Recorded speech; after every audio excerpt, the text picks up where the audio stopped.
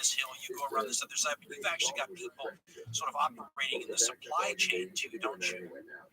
Yeah, that's right. That's exactly right. I mean, I think, as I sort of said a little bit earlier about the sort of aging generation of gamers, I mean, myself being right there, you know, when you're younger, you're extremely good at, twitch mechanics of your twitch fibers, muscles enable you to track things with your hand-to-eye coordination at an incredible rate. And so a lot of video games, you know, thought to be sort of the fare of young people, and then you sort of grow out of them. And what we've kind of seen is that as gamers have aged, the types of things that stimulate us and interest us sort of age with us, obviously, which seems obvious now, but I don't think it has been really. And so as a result of this, you've started to see an uptick in games like ours, as much as move the experience away from just the hand-to-eye coordination and success of that, to sort of strategy, planning, talking to one another, communicating, and really weighting success more towards that. So yeah, for instance, in our game, you can drive supplies around. Most of the game drops supplies off, build infrastructure. You know, and as we know, all wars are fought by the people in the rear echelon, by the supply chain. It's the Red Bull Express, I think, was the famous U.S. Supply chain, the GMC trucks. And so, I mean, also, it ties nicely into sort of where we think this will go. I wouldn't be shocked to see these systems expand. So you may end up, delivering ammunition or driving supplies or giving ranges to the artillery, never even firing a weapon, but using binoculars to spot targets for the artillery. And so this is sort of the way that the genre is expanding as well, as much as people really using sort of their grey matter instead of just sort of muscle and reflex and reaction. Which I think is, I think is really exciting. I mean, as you know, so few people in war actually proportionally fired their weapon in anger at the enemy. And so I think it's kind of interesting from a historical perspective it's certainly a far more realistic picture to show that people actually have to deliver the ammo to the frontline troops. I can't remember what the stat was. I think it was something like 15% of frontline of troops made up the front line. It's different in every army. Yeah, 17 to 1 in the U.S. in the Second World War. You got me thinking. It's funny though. You got me thinking of things I never thought about, which is, for example, that my generation that's probably a good age. I'm 55.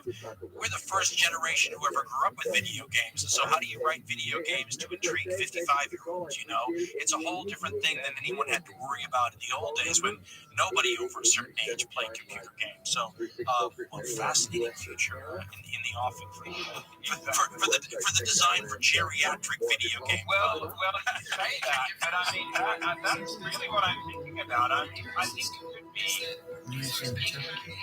I don't want to say too soon, but it could be a very bright future for people, for I think, you look at sort of people and obviously isolation is it's difficult for everyone, and obviously also for elderly people. And I do wonder what the experience of being an elderly person would be like if I was in constant communication with friends.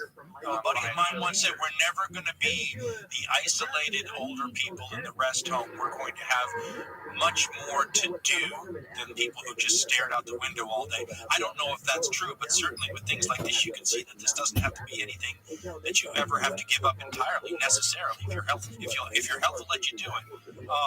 Listen, Max, thank you so much for coming on the program. I wish you could continue success with this. It's a heck of an achievement just to see visually what you're talking about here, and certainly to work through all of the ins and outs of the questions we've been discussing here. Thank you so much for coming on the show. Well, thanks so much, Dan. And I mean, just a huge fan. So this is just a wonderful chance and fantastic questions and a great chat. Thank you so much for having me on. Anytime. Take care, buddy. That was a fun trip sort of to get for me. If you're interested, by the way, I just want to know more about hellnews.com. I said when we started talking about first grade, Rabbi use it as a way to try to explore some more of these history-related No, tangents. in bed's like a girl with one Niche history, for example. bra I over her do a shoulder. boxing show someday. I want to do a punk rock show someday. And I realize that's not sort of an appeal to the entire audience, but I'm hoping that when we someday have an archive, and I'll have to be right with this pace, but an archive of a bunch of hardcore street table shows. Some will be crowd pleasers across the board, and others will be these ones where, you probably would skip by, but a person who's really interested in that subject would be jacked to have a conversation. We always used to joke that there's no place in broadcasting for people who are interested in 1950s Spanish language science fiction comic books. If somebody did a podcast or a show about that, Jack, they would have something so narrowly targeted to their interest. So I kind of feel like I want to throw some of those shows in the feed. In any case, if you want to stay on top of whenever we manage to get something out, make sure you follow us on Twitter at Hardcore History, and I hope to be talking to you all again soon. Stay safe, everyone. Don't forget, you can buy and instantly download past episodes of classic hardcore history right from the website. Go to dancarlin.com to get the shows. History, there's an interesting sort of phenomenon, I guess you could call it, that happens after we get a hardcore history series finished. You begin to hear from people that are connected with the subject matter. You get opportunities, for example, to talk to them or interview them. And the upside is they're usually people that you would really like to talk to. The downside is you just finished up usually a lot of work and a lot of conversation, and one of the audience's time on the subject matter. So everybody's usually ready for something new. But then you get all these opportunities that are too good to turn down. That are a bit of subject matter you've just covered extensively. And that's the case today. Now, actually, we've held on to this show for several months. The author has a new 3-set book compilation coming out, and it's been delayed. I imagine November 2021 is probably a safe bet for it at some point, though. So we were holding on to this so that we could release this and have it coincide with the new offering. But what that means is I've actually got another show ready to come out real soon. Right after this, it's going to be another interview with another author, and this one won't be about the subject we've recently talked about. So one way or another, we should have a couple of things for you in quick succession, which is good because we held on to this, we didn't have anything coming out a couple of months ago as we planned. So you're due a couple of shows in quick succession. This one's with an author whose work I enjoyed so much, and some of my favorite little things that we included, these little hits by a little quote by an author. Some of my favorite ones were by Ian W. Toll. And he has multiple books besides these three, but these three from start to finish cover the Pacific War and the Second World War, from about Pearl Harbor to the end. Pacific Crucible, followed by The Conquering Tide, followed by Twilight of the Gods. Any one of these, of course, can be bought separately, but with a 3-book compilation coming out, we assume in November. Ian W. Toll's his combined work on this specific theater in the Second World War will be complete and available, and he's wonderful. And so when his people called right after we finished the 6-part series on the war in the Asia Pacific Theater and said, would you like to talk to Ian W. Toll? I said, what you would expect me to say, even though we've talked about this subject a lot recently. I said, yes, please. So without further ado, our conversation with author Ian W. Toll.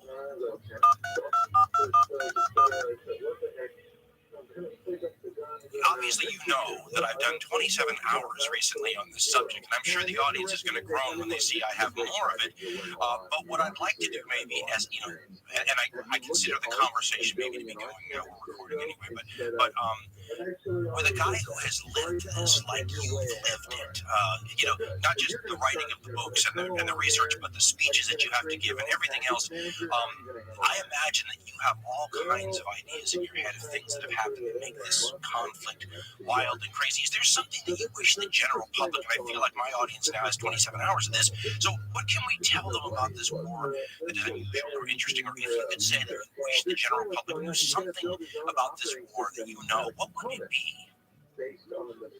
Well, there's a couple. I mean, there's so many things I could say in answer to that question. Why don't we say this? That as a continental nation, we Americans, we tend to think of war as war on land before anything else. And naval operations are a supporting feature, supporting operation. And in the Second World War, I mean, that certainly was true of the war in Europe. I think you could say naval operations were a supporting aspect of the campaign. Then you need to invert your understanding and you come to the Pacific. You really need to just look at the map of the Pacific. You see this as a sea war and an air war first. And land operations, these island fights, played a sort of supporting role in the larger scheme. And so, just from the very beginning, I think you need to invert your understanding in that way. And once you do that, this vast conflict with the Civil War becomes much easier to understand. As an American, one of the things that we really didn't get much of, I mean, I have a Life Goes to War book that probably came out in 1950, and if you leaf through the pages, the vast majority of this work is about the Pacific Theater, the battles that Americans who followed the exploits of the Marines or MacArthur are very familiar with, the Tarawas, the Pelelius, the Iwo Jimas. But the whole Asia side of this conflict is enormous once you delve into it, once you start to realize how many people are involved. Why is it, also, I didn't even think about this, but I mean, 5 years later, we're in a war in Korea. We have Chinese troops entering the war after a certain point. I mean, that's all directly connected to the fallout from this Asia-Pacific war. Why don't Americans know more, and this includes yours truly, why don't we know more about the giant, you mentioned the naval war, which it is to the United States, but there was a giant land war in Asia also. Right. Well, I mean, the simplest way to answer that is just that, we weren't involved in that war in a big way. And Americans, like most people, we tend to be most interested in the aspects of conflict in which our boys were directly involved. So I think that goes part of the way to explaining that. I think it's also true that because Mao's China, communists won the Civil War after the end of the Second World War, China became for many years, in many ways still is, somewhat of a black box from the outside. And so the telling of the story and the history of that war was something that was controlled directly by the Mao regime. And there was just a limited access to that country in order to try to tell that story. I think that there are good efforts now to try to rectify this, to place the Sino-Japanese War back in the center of the story of Asia and the Pacific. And my colleague Richard Frank is writing another trilogy about the Asia-Pacific War, as he calls it, in which he's trying to rectify that bias. And so I commend that work. The first of his 3 volumes is out. When you look at the amount of resources, we would say GDP today, all the things that Japan, a small island nation, had to set aside and devote for naval construction, over the 20s and the 30s and into the 40s, modern aircraft development, and millions of men on the ground who need to be supported in Asia. You look at this and you just think to yourself, and I think we said in the podcast, I mean, the Japanese were already trying to eat an elephant in terms of the task that they had set for themselves before they even attacked Pearl Harbor, then to attack the strongest Western nations. On top of that, I read an account of one historian who had said that a Japanese, I'm trying to quote from memory, had described the war as like a slow-motion natural disaster, suggesting that the Japanese felt like they were almost like pulled into it like a riptide. When you look at something like this, does it look like the Japanese had, I feel like they had no chance from the get-go. How does this look to you when you've examined all of the records, you've looked at this? How do you, I guess there were optimists certainly, but I mean, you guys have guys like the whole naval staff, everybody was so pessimistic about that. How do you think this, I guess what I'm saying is, do you see it as a one-sided affair from the get-go, or did the Japanese have a chance to do something really unexpected here? I find it very hard to imagine any scenario where the Japanese could have escaped this conflict in a better situation than they were on December 6, 1941, the day before they attacked Pearl Harbor. It's almost impossible to imagine a scenario where the war ends up working out for them. And really what the Pacific War was from the Japanese perspective was it was an enormous bet that Hitler was going to dominate Europe. And that by dominating Europe, he was essentially going to keep the United States forever on the defensive, worried about the security of our own hemisphere, South America, and that in that situation, we just would not be able to fight a prolonged, bloody war in the Pacific. Of course, that was a very bad bet, and it was a bet that was made, right at the moment when the German army was being stopped outside the gates of Moscow. You know a lot about this. I know you did like a six-parter on the war on the Eastern Front. And one of the leaders of the Japanese regime, I forget who, being interrogated after the war, said, if we had made this decision just 2 weeks later, we might have looked at what was happening in Russia and perceived that this was not going to be a walkover for the Germans the way it appeared that it was going to be in the early months. And that might have caused us to think twice about attacking the Americans in Pearl Harbor. And so with that in mind, when I go through the counterfactuals, I think the one thing that could have really tipped the balance throughout the world, really, but would be a Russian collapse and some form of a truce on the Russian front. Stalin had essentially repeated what the Bolsheviks had done in 1917 and cut a deal to end that war, allowing Hitler to redeploy his forces against England. That, I think, could have really changed the entire complexion of the conflict in a way that led us to think, let's try to cut our losses in the Pacific and not devote kind of enormous effort that it will require to conquer Japan at a time when we really do have to worry about our Atlantic flank. I'm going to piggyback off what you said because I think it's fascinating. I spoke to a German once who had said that essentially, I'm paraphrasing here, but that we blew it in the East, that we were welcomed by some of the population there as liberators, and our actions turned those very people against us and made our job that much tougher.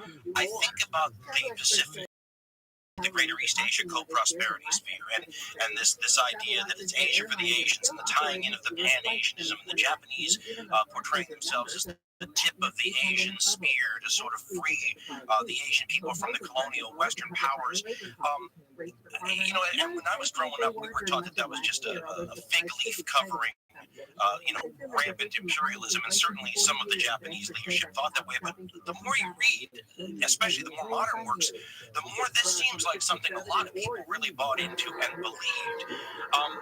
Could you say that the Japanese are in a similar position to what that German guy was in? I mean, did they blow it here by the way they treated the populations that they liberated? Could this have gone a different way had they lived up to the hype a little bit on the marketing message? Well, I mean, certainly the Japanese would have done themselves a huge favor if they had just treated the Asian peoples that they had conquered more in line with their ideology of an Asian liberation movement. And I think that there's a lot to be said for that tradition that we're talking about, which is that the Japanese were fundamentally out as an imperialist power to try to aggrandize themselves, their empire, to raise their standard of living, to plunder Asia. That said, there was this kind of messianic and idealistic strain of Japanese imperialism, and certainly among many of those in the regime were shaping this message. This idea that the Europeans have had their way in Asia for long enough, we're the only Asian country that's strong enough to put an end to this. And we're going to do that. We're going to take great sacrifices in order to do that. And I think that there were many Japanese who genuinely believed that, whether or not their military forces were able to live up to. And in fact, that view really persists among, particularly on the right of Japan today.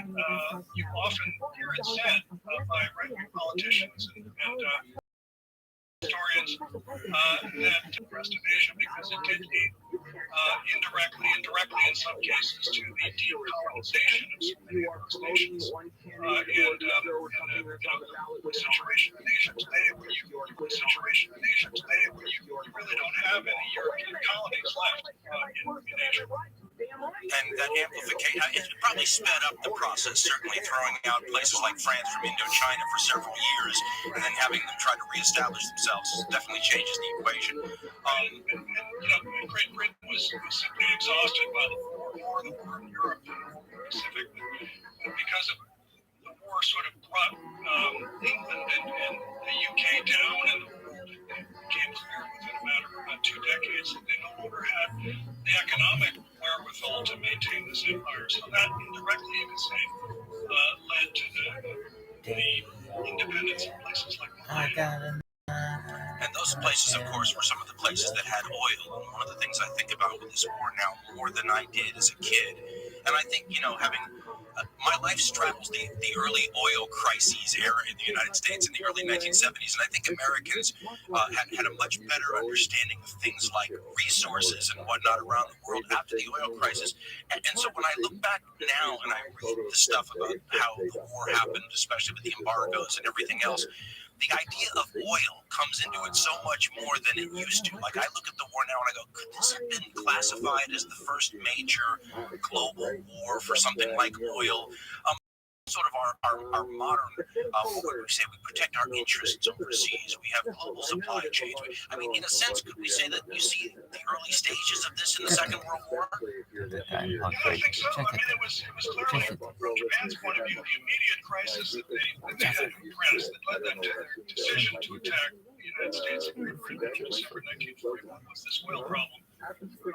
They had and have today negligible domestic production. So they really had to import oil both for their domestic economy and just to run their military, run the Navy. And so this was sort of the sine qua non of the entire Japanese imperialist project, is how do you ensure that you have a steady oil supply. So when we embargoed oil exports to Japan, essentially we started a clock ticking. They had stockpiled a certain amount of and perhaps enough for about a year to run both the domestic economy and their military operations. And they had to solve that problem either by coming to some sort of a diplomatic settlement with us, or if not, by going and getting their own oil, which is what they did by taking the East Indies, Borneo, and Sumatra.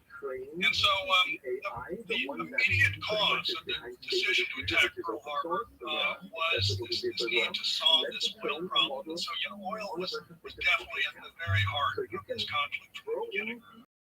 It's funny because if I look at the two circumstances, Europe versus the Asia Pacific area, in Europe, the criticism of the Western powers was that there was an appeasement of Hitler and he wasn't confronted strongly enough, and hence you get a war. What did Churchill say? He called it the unnecessary war, right? It didn't have to happen. The funny thing is, though, is maybe you could make a case that in the Asia Pacific theater, Roosevelt did exactly what the people who want to confront these dictators did. He didn't appease them. He basically told them, you're going to change your foreign policy, or we're going to take your oil away, and you got war anyway. What do you think about the United States? Because there's always been a lot of controversy about the way the Secretary of State played these things. Was this something that the United States was kind of hoping would happen? Because certainly I think the U.S. must have had enough politicians who realized that the Japanese can't easily back down from their entire foreign policy goals of the last 15 years. Did we stumble into this, or was this sort of manipulated in a way that turned out the way the U.S. wanted? It's a controversial question. It's because a lot of people. I tend to think this to happen. That said, it was clear in the weeks leading up to the attack on Pearl Harbor it was clear to our leaders that the Japanese were preparing to make some sort of invasive. We did not anticipate the raid on Pearl Harbor, despite all the many conspiracy theories that have been spun in that respect.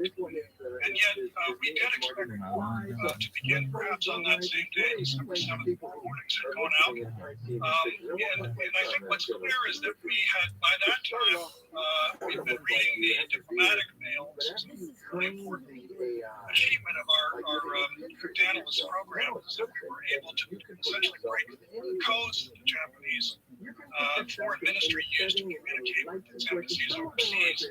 We continued to read that mail right through the Second World War.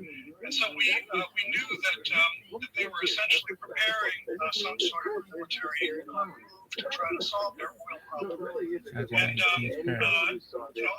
think it's clear that Roosevelt was okay with that. Roosevelt and his cabinet understood that the Japanese were likely to break off negotiations and attack probably the British and the Dutch, not us directly, and that might lead us to solve the political problem which FDR had at home, which was that we simply didn't have the American people united behind this prospect of joining the Second World War, something that he saw by that time was going to be necessary. And so I think it was a story of stumbling a bit in terms of the way that the embargo, various measures were taken throughout 1941. There are several instances in which it was not clear that the specific steps that were taken to ratchet up these economic measures were completely aligned with the way FDR wanted them to occur. And yet, overall, we had regarded Japanese aggression in Asia as a fundamental threat to they don't really global phase you peace. anymore. And it's essentially wrong in itself. FDR's rhetoric had been crystal clear about that. That this kind of aggression against other nations was dangerous, and it was a contagion which had to be stopped. And so, certainly we were not going to continue to export oil from West Texas to Japan to allow them to carry on this war of aggression against their neighbors. No, And kid, when you if get that was going to called lead on to an outbreak of war, by like so multiple our bucks at leaders once, were ready for that. So then that makes me wonder about the other side's ability then to respond or be flexible. I think this is maybe why everyone spends so much time diagramming the way the Japanese government is set up to show you the dysfunction in it, or the period right before the Second World War in the 20s and 30s was sometimes referred to as a government by assassination. You have these lower level officer types having an outsized influence on overall policy, and it seems like, in a sense, I was always moved by the fact that a bunch of the Japanese leaders at the end of the Second World War who are running the country have bullets still in their body, from assassination attempts. So you get this sense of how much leeway did any of these particular leaders or influential people in the Japanese governmental system, because they have those higher up sort of the elder statesman types too. How much did that government have the ability? I just feel like they were almost paralyzed sometimes in terms of their ability to break this logjam, that whether it was the army or radical politicians or whatever. It's almost like they got pulled to the extremes and no one had the ability to do anything about that. No, absolutely. I wouldn't say it was they were almost paralyzed. I would say that it was a paralytic form of government. The Meiji Constitution, which was the form of government that Hirohito's grandfather had essentially given to the Japanese people as a gift, that's the way it was presented, was a document which reserved quite a bit of power for the emperor, particularly to command the armed forces directly. And yet it was ambiguous in many ways. And what had happened really was that after Meiji died, his successors, including Hirohito, were not strong enough personalities to continue to assert the considerable power that they had over the state and good game. military in particular. Nice job, Steve. Nice job handling legal yourself. precedents Good bug. had, Hey, and a system that had you're evolved quite by the 1930s, essentially That's a mod. the emperor in a very constrained role, where in particular, if his advisors, his military advisors, and his cabinet What do we want? presented him with a consensus recommendation, It's like something he else. essentially was required to do that. It's a And so mod. the military, which had really taken control of the government, every aspect of the government, not just foreign policy, but domestic policy as well, the Army and the Navy, who were constantly at each other's throats, the struggle for power, for control of resources, for control of directing the foreign policy of the country, they realized that as long as they could come to some kind of rough and ready consensus, that Hirohito would simply have to rubber stamp whatever they wanted to do.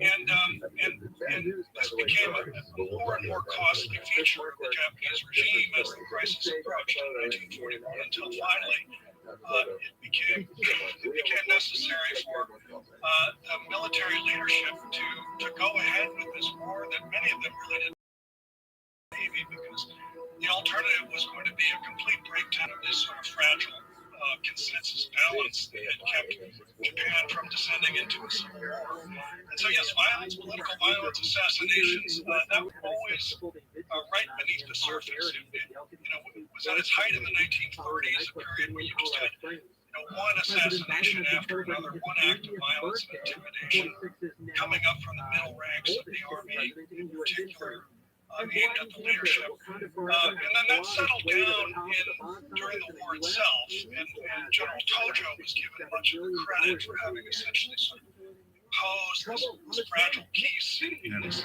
nascent civil war in Japan. And then as the end of the war approached and the decision, the Japanese confronted the necessity to essentially face up to their own defeat. The threat of assassinations, of civil disorder, of violence, once again that became a primary concern. And so really the complex series of events that finally led to the Japanese decision to surrender after being dropped to atomic bombs was occurred against this backdrop of, as you say, this kind of constant threat of violence from military insurgency, which would lead to a coup d'etat, which in turn would lead to the destruction of Japan, because it would be impossible for Japan to surrender. And so, yes, it was a real mess. This entire regime was essentially entirely dysfunctional. The dysfunction of the regime explains both the decision to go to war, to launch themselves in war, that many of their leaders, even before the attack on Pearl Harbor, recognized that they could not win. And it also explained the long delay in acknowledging Japan's defeat, which their military leaders understood perfectly well. Even a year before the surrender, they understood that they were defeated, and that essentially surrender or some sort of negotiated settlement, if they could get it, which would amount to surrender, that was inevitable. The only possible future for Japan. When you get to 1945, and you mentioned how crazy it is by then, it always strikes me that as we still have these debates today about the dropping of atomic bombs, or fire bombings, or strategic bombing at all, and how difficult it is from our position. I mean, it's a stereotype, almost a trope, but how difficult it is from our position now in cold blood to try to assess the madness that's going on and the destructive. There's a building of it, right? When you look at the bombing in 1939. Versus the 1945 version of it. I mean, you almost have to build up to something like that. And then when you try to assess it 70 or 80 years later, it looks relatively insane, right? It looks like the analog version of the nuclear war that we're so scared about now. How do you explain to people, and you're an expert at this, you do this, how do you explain to people in cold blood today the hot blood decisions to do things like firebombing Tokyo in a way that makes sense to them? How do you take them into a crazy world? Yeah, I think that I agree with you about that. I think that the only way you really can do it is by telling the entire story of the conflict from beginning to end. That's the only way it makes sense. The only way the firebombing of Tokyo or the atomic bombs of Hiroshima and Nagasaki makes sense to me is if I go back to the Japanese invasion of China in 1937, the extraordinarily awful massacres that went on. The barbarism of the Japanese army, the way it behaved toward civilians in the areas that it occupied, its behavior toward prisoners of war, including our prisoners of war. And you really have to tell the whole story. You have to tell the story of how there was this no surrender ethic, which had been inculcated into the Japanese military, and the way that they really observed that on one island after another, essentially dying to the last man, refusing to surrender. The way in places like Saipan, you had mass suicides of Japanese civilians rather than falling into the hands of Americans who were, I think, in good faith, trying to save their lives. And when you saw this cult of death occurring, then it became much easier to think in terms of, well, the Japanese behaving, their rhetoric and their behavior indicates that what they're saying is we're going to have to kill all of them in order to end this war. Literally every last man, woman, and child in Japan. We don't want to do that. But inevitably, we're going to have to kill a lot of Japanese until they come to their senses. And so, you really have this kind of inversion of what I would say were the traditional understanding of military, to the point where the most important thing was to try to end the war quickly, by any means necessary, including trespassing upon those traditional ideas of separating the civilian from the military target. And that occurred in Germany as well, by the way. And so, again, I don't think it's hard to sort of sit down with someone who doesn't know the history and lay it out without going back and really telling the entire story. And so that's what I set out to do in this 3-volume history, and I don't think the story can be told in any less than 1,800 pages that took to tell it. Do you think a land invasion of the home islands would have happened? I do not think that it would have invaded Japan. I think that it was perhaps we knew that we needed to have the option, which is why we placed such enormous preparations for Operation Downfall, the invasion first of Kyushu, and Honshu. But the target date for the first stage of that invasion of Kyushu, Operation Olympic, was November 1st, 1945. We dropped the bomb on Hiroshima the first week of August. That's almost 3 months. And so the question really becomes a counterfactual. What would have happened in those 3 months? And I think for all we know about what was happening in Tokyo, I think it's very difficult to imagine the government would have continued to want to fight it. The struggle that they were undertaking to try to surrender, that would not have succeeded in those 3 months. Particularly when you consider that the conventional bombing campaign was really growing by leaps and bounds, really week by week. And so even in the absence of the atomic bombs, I think it's very unlikely that we would have launched an invasion of Japan.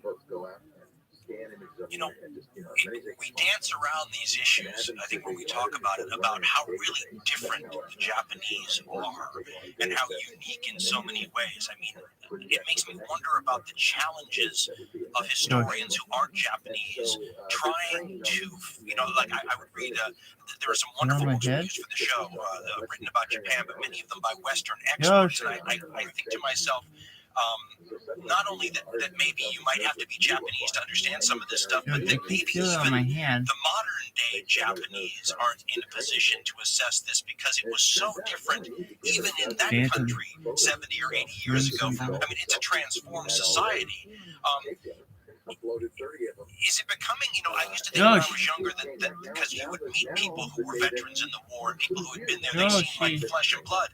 As I get older, they almost seem like trying to assess Alexander the Great or the Mongols. I mean, it's getting to be a society that's in the past. Does that make sense when we write about it? We're trying to get into the minds of people who aren't around anymore and as sort of a societal ethic. I mean, there are no more Hiro Onodas or kamikaze pilots in Japan. this goes back maybe to why people deal with the opening in the 19th century so much. Or when I was growing up, they used to talk about the Japanese being a medieval society that had been brought into the modern world. But they almost seem culturally like an extreme manifestation of humanity by the Second World War. How does the fact that the Japanese are so different play into all this? I mean, I know my stepfather was overwhelmed by the kamikaze phenomenon when he was in the war.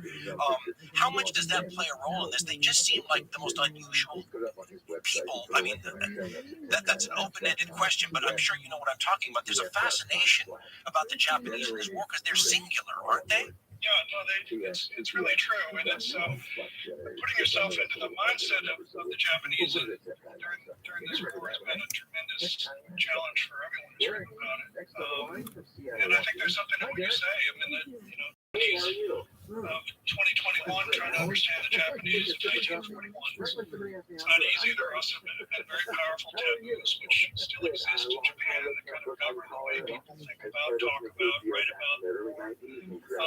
That said, there has been quite a burst of scholarship, both by Western scholars in Japan and by Japanese scholars, which has appeared in English translation in the past 25 years. I think there's a lot more to be done. Actually, if you look across all of World War II, across the whole global landscape, I think a lot of the most interesting scholarship of the next several decades is going to be in trying to get a better understanding of what precisely happened in Japan in those years. And just to get even more futuristic on you, I think machine learning, AI, which is eventually going to eliminate language barriers in archives, I think there's going to be a tremendous improvement in our understanding collectively of what happened there as those tools start to bear on the issue of the next few decades. But you know, again, it really comes down to kind of understanding this conflict in a way that our ancestors who fought it understood. And that's where there's a strong case to be made for narrative history. Something that I do, something that you do as well as a podcaster, trying to go back and help people understand what was in the minds of those who were there at the time making the decisions, fighting these battles. You know, from the guys in the trenches, on the decks of the ships and the cockpits, to those who are in the headquarters making decisions from a military standpoint, to the halls of power in Washington, Tokyo, understanding this entire conflict, the way it unfolded week by week, I think is really the best way to try to get closer to the way that it was understood by those who were there. There are parts too that fade into the background until you start reading about them and you go, oh really, this is hard to relate to. For example, and you touched upon it with the Japanese, but I'm fascinated with the American version of inter-service rivalries. And because I think these days, at least the general consensus among civilians is that, the services work well together in the United States and whatnot. To truly understand, I mean, I was reading one book and they were talking about, it was a scene on Guadalcanal, I think it was, and it was an Army officer who was berating a Marine, and there was another Marine in the distance who cocked his rifle or something. It was portrayed as a scene where this Marine was going to frag this Army officer for yelling at another Marine. The Japanese inter-service rivalry literally decided, the direction the war would take often, but people don't realize, and this includes yours truly, I remembered it, but I really didn't remember it until you started diving into Douglas MacArthur's paranoid fantasies about the Navy and all this stuff. Can you talk a little about the inter-service rivalry and how it determined kind of the way things went? Yeah. Well, our military, a lot of people don't know this, including a lot of people who write a lot about World War II. We did not have a Joint Chiefs staff organization prior to the attack on Pearl Harbor. There was a board which was sort of a liaison organization of generals and admirals who kind of loosely coordinated their planning. There was really no sustained attempt to blend the operations of the Army, the Navy, and what was emerging as these two other services under the umbrella of the Army and Navy and the Army Air Forces, and in the case of the Navy, the Marines. Both sort of emerging as increasingly independent organizations within the Army, War and Navy departments. And so really we had a very sort of decentralized, poorly coordinated military prior to the war. And it was really only under the pressure of the emergency of the attack on Pearl Harbor, and then the first British summit, which occurred literally just weeks after Pearl Harbor, when Churchill and his military chiefs came to Washington to sort of begin to plan how we were going to deal with this crisis. And it was only under that pressure that our chiefs, our Chief of Naval Operations and our Army Chief of Staff, George Marshall, got together and said, listen, we've got to have some sort of way of organizing ourselves, so why don't we just start meeting? And they called themselves the Joint Chiefs. All of that was ad hoc. There was no legislative charter. And essentially they just ran the war as this sort of informal committee. And the Joint Chiefs of Staff organization was not formally codified in our laws until 1947 with the National Security Act, and created the structure that exists today in the Pentagon.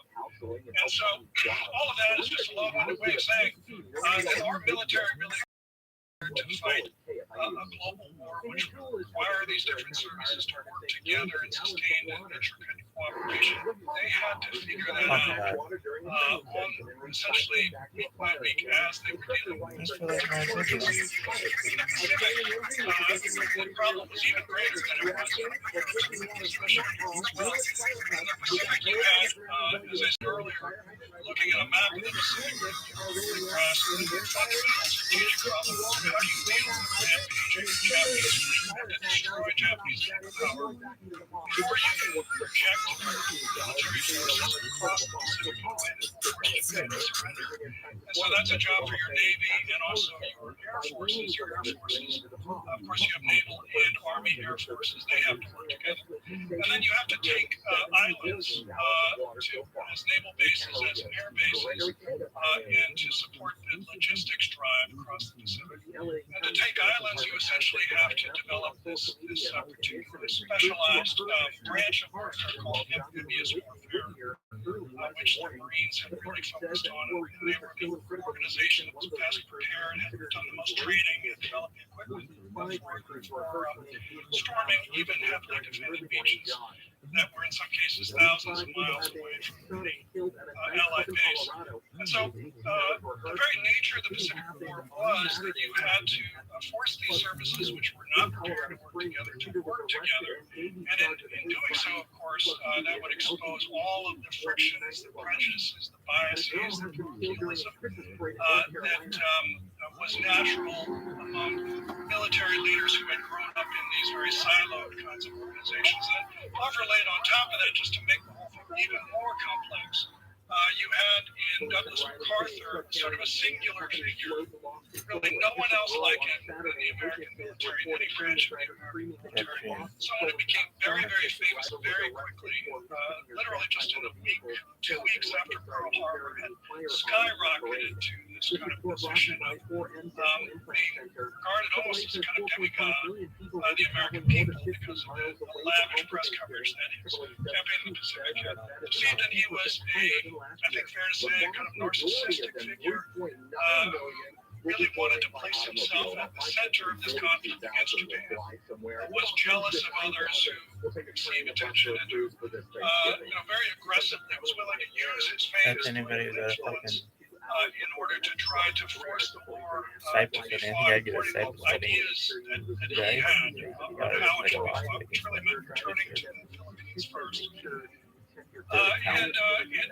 Essentially, in order to accommodate MacArthur's immense personality in Australia, command in the South Pacific, then you had the Navy with Nimitz as commander-in-chief in Hawaii, and his realm included essentially everything north of the equator. And these two guys both reported to the Joint Chiefs in Washington, and they could talk to each other informally, but any conflict between them would have to be resolved in Washington. And so you have that element laid atop what was already a pretty messy situation when services had to work together. And so when you look at all of those issues, all of those problems, all of those frictions, those inherent frictions, it's remarkable, I think, that our military was able to kind of get itself together and win this war in less than 4 years. Well, and you think about, I mean, you talked about MacArthur almost being a demigod, but I feel like it's, when you look at all of the august military figures from that day, it's like a giant cast of stars with MacArthur maybe as the superstar. But I think about how overwhelming these people were in terms of force of personality and the depth of their experience, that when some guy like FDR, who has been the ringmaster sort of, who for so many years is able to juggle all these enormous personalities and work them against each other and charm them all, when he leaves the scene because he dies in office and leaves it to a guy who's been vice president for about 2 seconds and who doesn't necessarily remind one of some august, super strong personality, and you throw him into a room where he's decisions between these people who maybe have different opinions on things, right? It makes me wonder how different the war would have gone had FDR managed to ride it out health-wise until the end. How much does a green Harry Truman change things, or does it just sort of run on autopilot, do you think?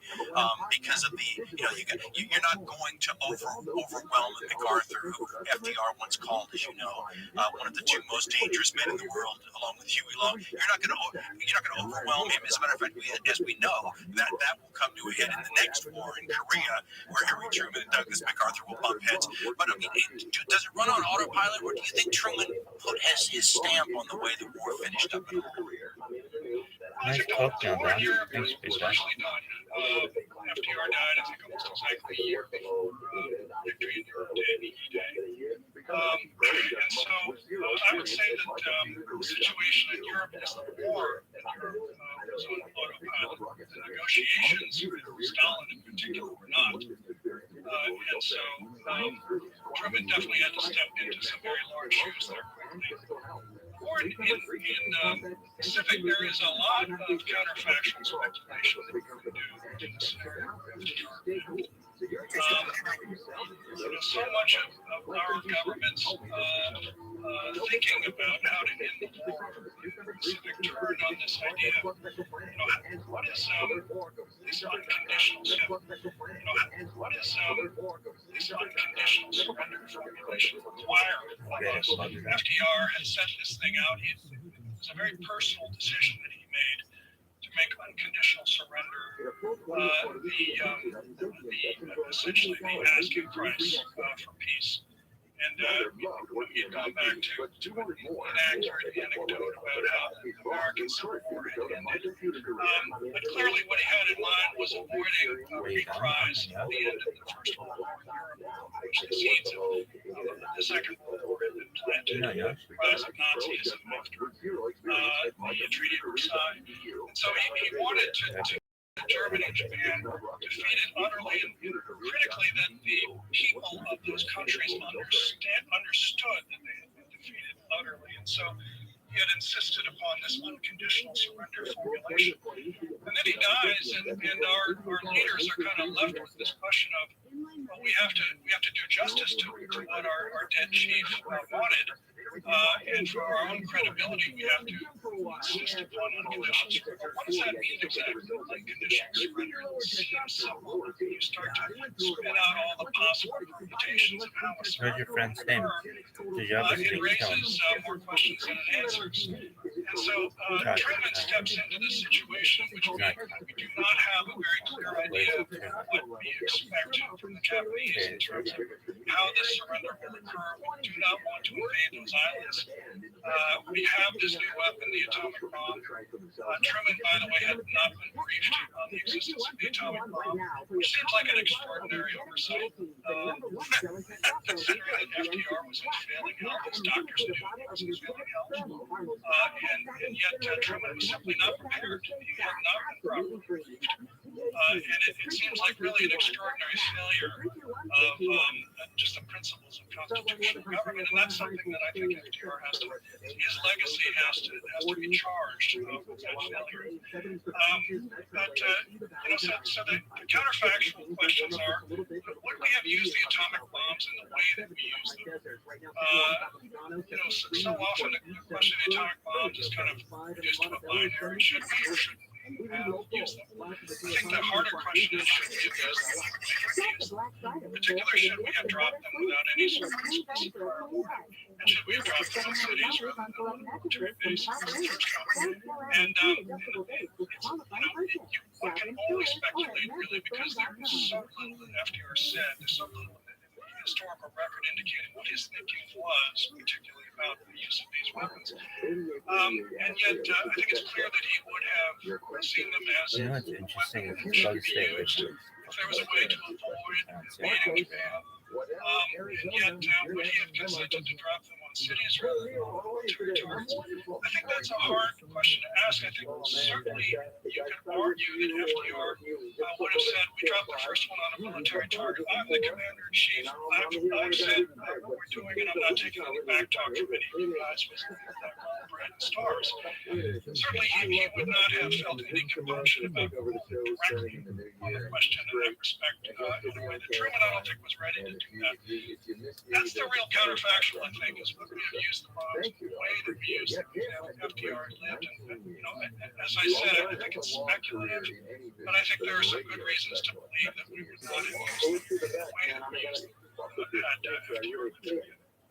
When you look at the Second World War, you read books like Neil Ferguson's works, for example, and you realize what a large role race played in the whole thing. So in Europe, you have the whole master race question involved in Nazi ideology. In Asia, both sides can be called racist because the Japanese have a sort of a master race philosophy. The Americans and the British and the French and the Western powers, Japanese, the way they look upon a lot of different non-white peoples. How much, and there have been a lot of good works lately about the racial aspect, but if we were fighting, and I don't want to say fighting Scandinavians, because basically everything we did to the Japanese, we did to the Germans too, in terms of bombing and everything else, and the atomic bomb was developed to be dropped on Germany. So, and that's it. But how much do you think now, if we had more of the, I was going to say racial tolerance thinking of the sort we have today, but some would argue about that, but I think it would be a different war compared to the 1940s views on race that weren't just something in the West, but that most countries had a different view on skin color, culture, background, stereotypes, and all that kind of stuff. Talk to me a little bit about the race idea in the Pacific Asia theater in the Second World War. Clearly, race hatred was at the center of the propaganda of both the Allies and the Japanese. The way that the Japanese had conducted themselves during the war, I think, aroused this peculiar race hatred. Many of those who would engage in the most awful sorts of rhetoric. I'm thinking of a parade that occurred on Fifth Avenue in Manhattan in June of 1942, the same month as the Battle of Midway. And it was essentially a parade to celebrate the city's participation, mobilizing for war.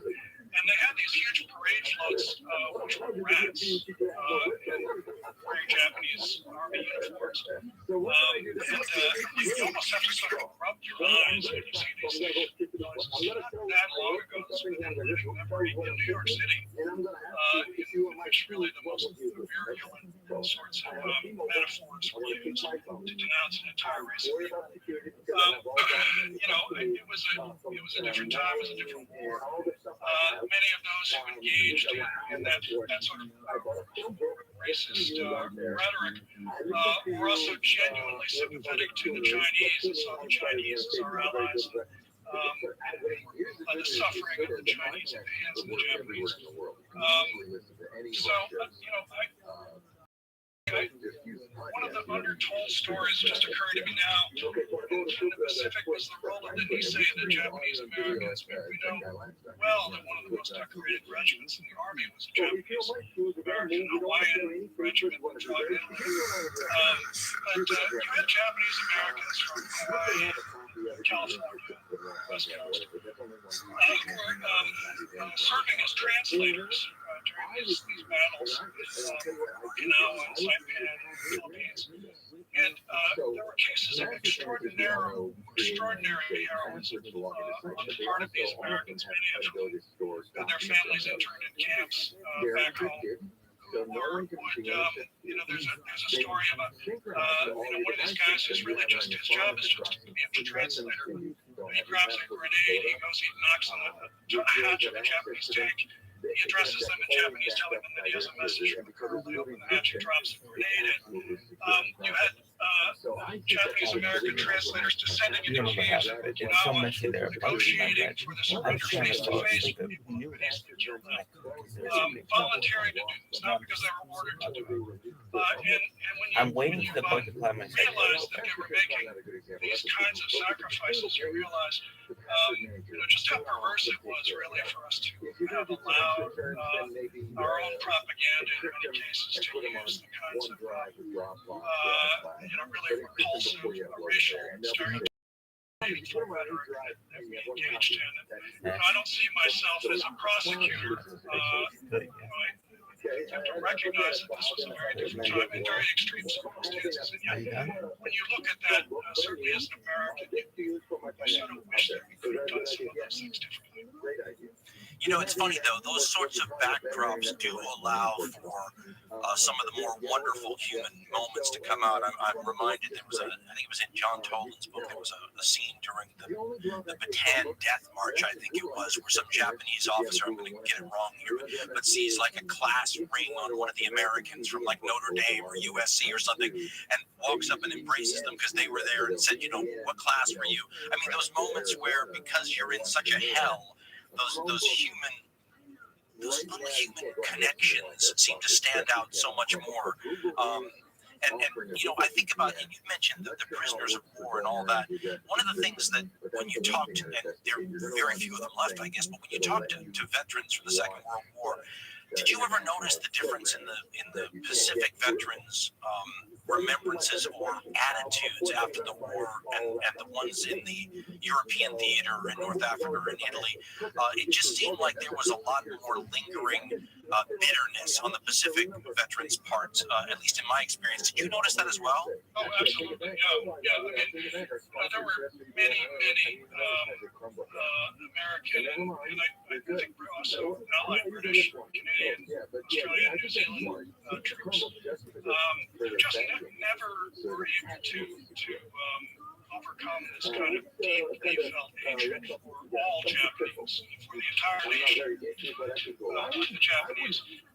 Interestingly, there is a real difference in the way that those troops who served in the occupation in Japan afterward felt. And I don't have any survey data. If there had been some survey data, I think it would have borne this out. It's a fascinating pattern that I've seen in my interviews with hundreds and hundreds of World War II veterans. Those who were in Japan after the war serving in the occupation, they tended to have a much more nuanced view of the Japanese and even very warm feelings toward the Japanese. They grasped very quickly that the way that the Japanese army had conducted itself in the battlefield and the way that many of our prisoners had been treated was not a reflection of the Japanese people those were specific crimes committed by specific people, and that ordinary Japanese people had been in a sense victims of war as well.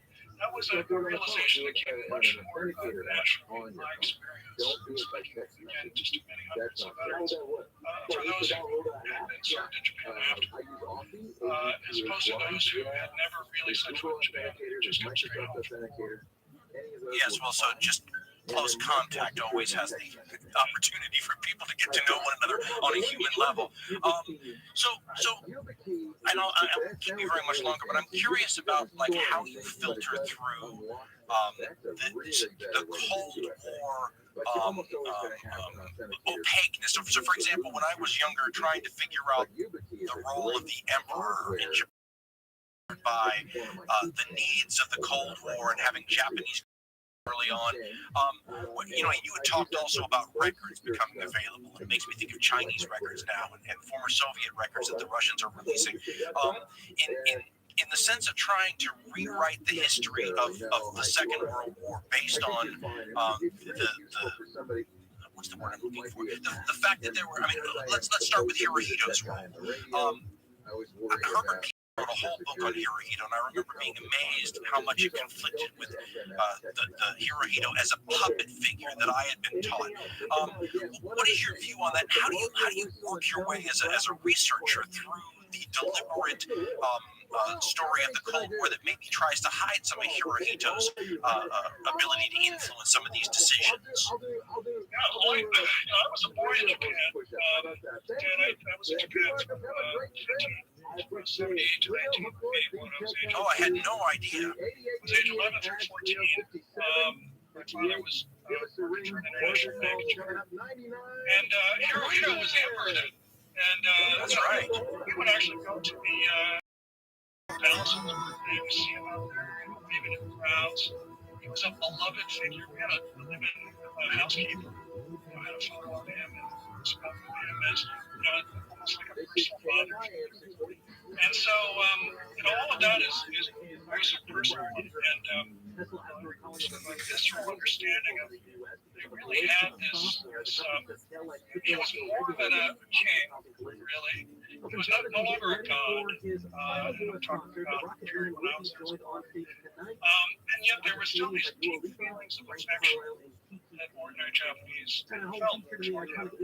And so, clearly, the Japanese needed, it was understood that the continuation of the imperial house was in our interests in order to ease the occupation. When there were calls for Hirohito to be arrested as a war criminal for touching across New York, the other Japanese war criminals had to those trials.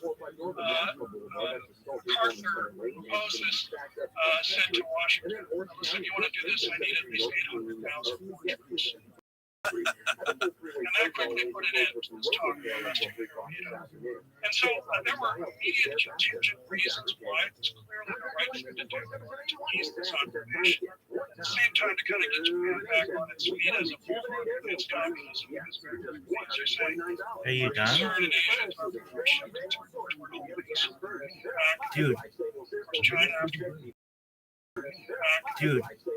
China after What is it? and so for all of those reasons, it just made sense to keep Hirohito on his throne and to make him to the market. And again, for those same reasons, it's not in our interest to expose precisely the degree to which he really had played an active role in commanding his military forces against after the attack on Pearl Harbor. His role is sort of muddled, it's ambiguous. He resisted the Korean War, and then he supported it afterwards, and it didn't seem to go well. And so it was really after his death in 1989 that some of the documents that exposed this greater role that he had played, that Nick's outlined in his Surprise with the biography mentioned, in particular the document known as the selfie, which was essentially a series of notes taken by Hirohito's private secretary, in which he had reminisced about different aspects of the war, which showed really that he had played this much more active role. And so, I think it's been a process since 1989 for the Japanese to gradually come to understand that had not been the person who was presented to them in mythology. And that's continuing in their role with their imperial houses today. Actually advocates for it.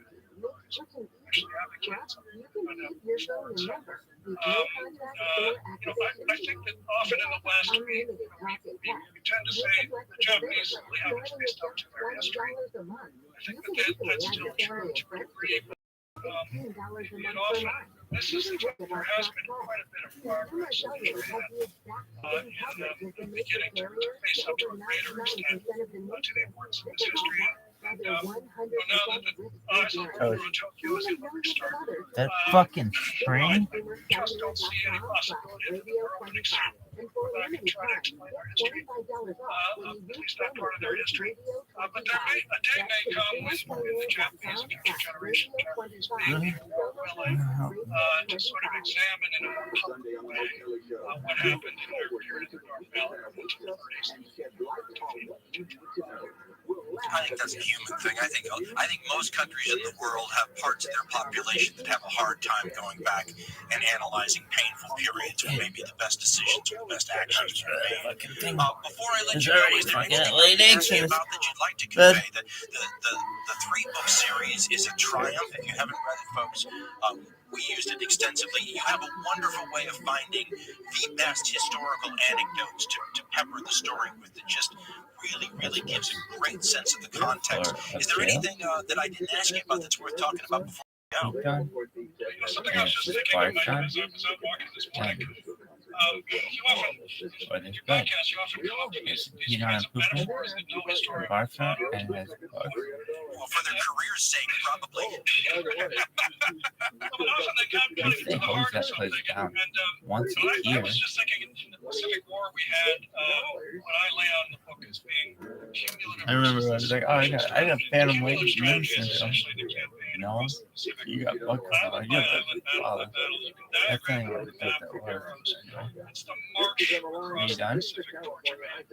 Then you had the what they call the cumulative strategies, which were like the submarine war against Japanese shipping, or strategic bombing of Japanese industries and cities. And these are, rather than discrete battles, these are military actions which have this kind of cumulative effect on the Japanese economy, their ability to control. And one of the fascinating questions, sort of higher order strategic questions in the Pacific was, how do you allocate your resources to these two different ways of fighting this war?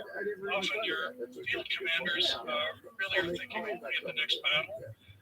And one of the things that I think our military eventually did right, although it took us a while to kind of get the hang of it, was to devote much more effort to this cumulative sort of attack on the cornerstones of the Japanese economy and war effort.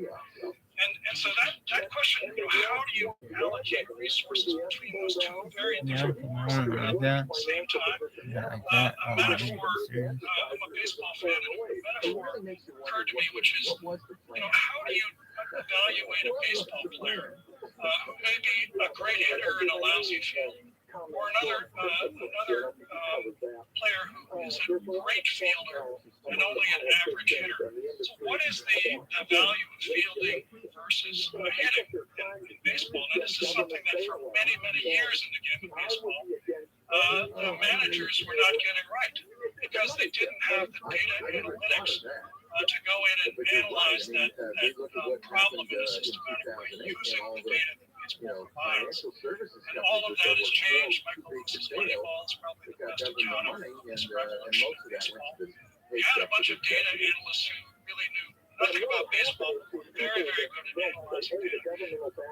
There's a metaphor there in the way that our military forces at a high level have to confront this question of how should we use our forces? Should we dedicate them to the cumulative versus the operational, the sequential strategies? And eventually the answer was we should be doing a lot more on the cumulative side. And that became one of the important factors that led to a much earlier defeat of Japan than we had anticipated.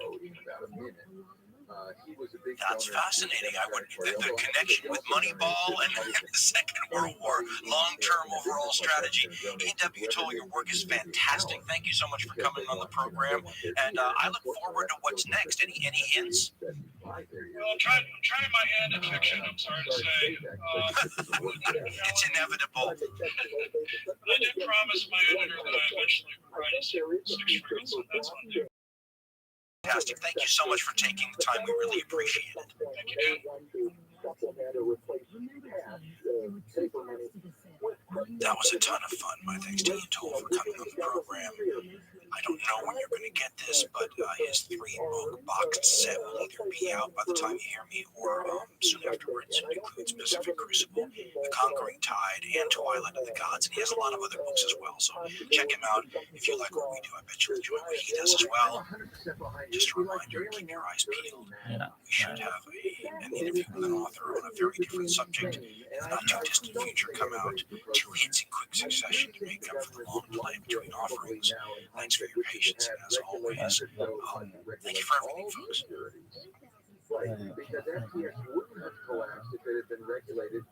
Support us with Patreon by going to patreon.com/Dan Carlin or go to our donate page at dancarlin.com/DC-donate. Have you ever been on a battlefield tour?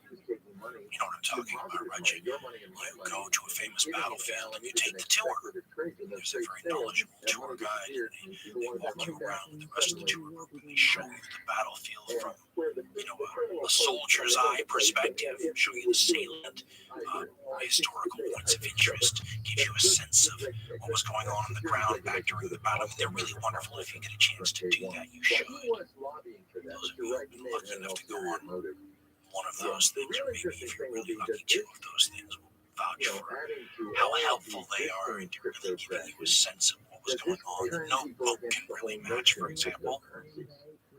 Well, during the COVID pandemic, I was contacted by a group of people who do this. They're battlefield guides and military historians, and they take people around places like the First World War battlefields in France, right? Well, when the pandemic hit, though, like so many other businesses, they were up a creek without a paddle, weren't they? What are you going to do if you're a tour guide and there's no tourists because of the pandemic? So like many other businesses around the world, they took a look at their business and retooled it and restructured it and reimagined it. And the way they reimagined it, I'm tempted to say it's better than the original, although few things beat a good battlefield tour, and they still do that on the ground live, but now they do it virtually as well, and it's so exciting because you may know I get involved in things like immersive experiences and virtual reality in all these ways that I think are key sparks for people to get interested in history beyond the names, beyond the dates, appetizers, right? That's what I always say. The podcast is to an appetizer to history. Well, the folks over at Battle Guide Virtual Tours are doing this too. They've turned their tours, which they, as I said, still do live, into virtual events. Combine on-the-ground footage with the expert, the historian, or the battlefield tour guide. Add drone footage, period footage, the voices of veterans mixed in there. Archival film footage. I mean, a truly interactive and fascinating sort of affair. And if you catch it live, by the way, you get to ask questions as though you were actually there. Now, if you're doing this in real life, these are prohibitively expensive things unless you live near the battlefield. But because it's been turned into a virtual tour, this becomes affordable for almost everybody. And these guys are offering the tours in one-off choices. I mean, you can go look at their catalog and pick anyone you want just by that. Or you can subscribe and for a lower price per episode, get access to everything they have and everything they're continually adding. I think it's really cool. I love this as a way to sort of democratize for people all over the world this battlefield tour experience. And think about it this way. There are places that a lot of people get to. I mean, getting a trip to France is not all that unusual, but there are battlefields in these guys, our guys, or soon to be, that are in places that are very difficult for most people to get to. So a virtual tour may be the best choice for everyone. Check it out, though. They're offering a free one if you want to see what we're talking about here. They're confident that you'll see it more, right? So just go to battleguide.co.uk/Carlin, battleguide.co.uk/Carlin, and add one of those battlefield tours to your shopping cart, and then you'll get the discount. You'll get to see it for free, and then you can decide if you like it enough to buy more. But I'll tell you something. This is one of those things where I'm comfortable telling you about it because this is the kind of thing I'm all over. Right? Virtual tours of battlefields by experts, utilizing all this technology, and any cool thing that comes down the pike probably going to be added to these offerings too. Check it out, Battle Guide Virtual Tours. Everything from the Napoleonic Wars to the modern day stuff, specialized in First and Second World War history. It's I think it's the future, to be honest, of battlefield tours. And I hope you like what you see. It's hardcore history. So I am a Dan Jones fan, and many of you are too, no doubt. He's one of our finest writers of history for the period in the Middle Ages, the fall of Rome to the Renaissance. A lot of stuff that made up what a lot of us grew up with loving. I mean, you've got knights in shining armor, crusades, Norman Saxons. I mean, this is pretty par for the course for a lot of history fans. And if that's your jam, then you need to pick up Dan Jones's new book, Powers and Thrones. He's with us today to talk about it. But you've probably already read his stuff. The Plantagenets was great. The Wars of the Roses, Crusaders, the Templars, Magna Carta. The book covers the entire period from the fall of Rome to the Renaissance of the European, Middle Eastern, North African sort of zone. 656 pages. I looked it up, covering 1,000 years. That's audacious, isn't it? But just like there's a lot of interesting stuff you can glean from a very narrowly focused, targeted work on a small chunk of history, so you can really delve into it, turn over every stone, examine it to the nth degree. There are advantages to doing the opposite. You get a much larger sense of how cultures are working together and pinging off each other, a larger sense of trends and impacting over time, right? They all have their place, and Jones's book is one of those that, if you actually retain what's in it, it would fill in your foundational knowledge base for a huge chunk of time for a large American region, geographically speaking. It's a page turner. There's a lot of historical figures that we've all fallen in love with that fall into a book like this. What I love about it, though, is at the same time that it's comforting. If you've always been interested in this stuff, to read this book, it's comforting for me anyway. He's got all the new stuff, right? All the new discoveries, all the clarifications, all the overturned myths. We've talked before about how interesting it is now that the area of historical knowledge is aided not just by historians and archaeologists, the people that have always sort of had that as their purview, but tons of other scientific disciplines that, working with these people, are making the kinds of discoveries and datings possible that we never could have imagined. I mean, just the other day there was a story, you may have seen it, confirming certainly what many of us had already known, that the Vikings had arrived in the Americas, but coming up with a pretty solid date for it. I mean, they said 1021, 1021 AD CE. And when you read the story, the radiologists that are involved, the climatologists that are involved. I mean, it is so many experts from so many varied fields working together to get us this information. Anyway, it's fascinating. It's a part of what makes the modern historical study so interesting to people. You know, I've been reading the books forever, but all of a sudden you have new stuff on old stories, right? Who doesn't love that? And Powers and you're going, oh, really? So this major invasion happened because of a climate change that they can now prove was going on. I mean, it's that kind of thing. So I loved it. I think you'll enjoy it too. And if you're a Dan Jones fan, I don't have to tell you what he writes are sort of page turners in terms of being able to pick out really interesting things. It's fabulous, and so is he. And he's on the show today. And so without further ado, and I hope you like this, but I'm just sort of fanboying out. It's more for me than for you. But you know, you guys pay the bills around it, so I'll let you listen in. Dan Jones, ladies and gentlemen.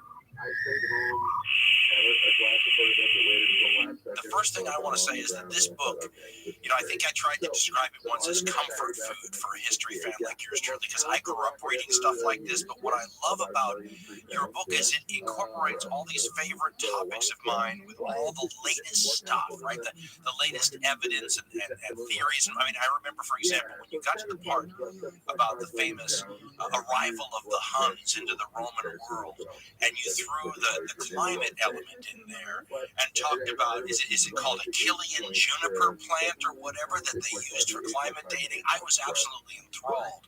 So start off, I mean, there's a lot of people that think that history is sort of a set thing, and because once you know what happens, nothing changes. But talk to me about, like I said, a guy, yours truly, I was reading this stuff at 14 years old, 13, 12, and there's so much new stuff in a story that I thought I knew. That's pretty normal, though, isn't it? I mean, we're always updating stuff, aren't we? Well, firstly, I mean, thank you for those kind comments. I'm glad like the book reminded you of those classic histories that you like to read, because I like to read those histories too, and I wanted to create a book that had that feel, like what a turn of pages, like I can give this to an intelligent 13-year-old and get them like buzzed on medieval history. But if we're talking about, I suppose we're going pretty deep here early on. Like, what is history? And history is a dialogue between the past and present. Although in a book like I've just written, it's narrative, it's chronological, it starts at the beginning of the Middle Ages and follows the story through to the end. There's always new research going on in lots of different areas. There's always, and even more than that, every generation has its own preoccupations, which it seeks to somehow see reflected or see the foundations of them in the past. So that's why you can write new histories of being Tudors, the Plantagenets, the Second World War, the Mongol conquest, or whatever, each generation, because there's always new research to draw on. But even more than that, there's new societal preoccupations to reflect. One of those classic books that you've read. If you enjoyed this book as well, you were growing up with Barbara Tuchman's Distant Mirror. Oh, sure. I have it up in the bookshelf. Yeah, I can see it from here. I mean, that's a great book. That's a book that takes the calamitous 14th century. It's written, I think, 1974, and uses the 14th century as the title suggests, the distant mirror on the 20th. Another time of war and instability in Europe, and plague and social turmoil.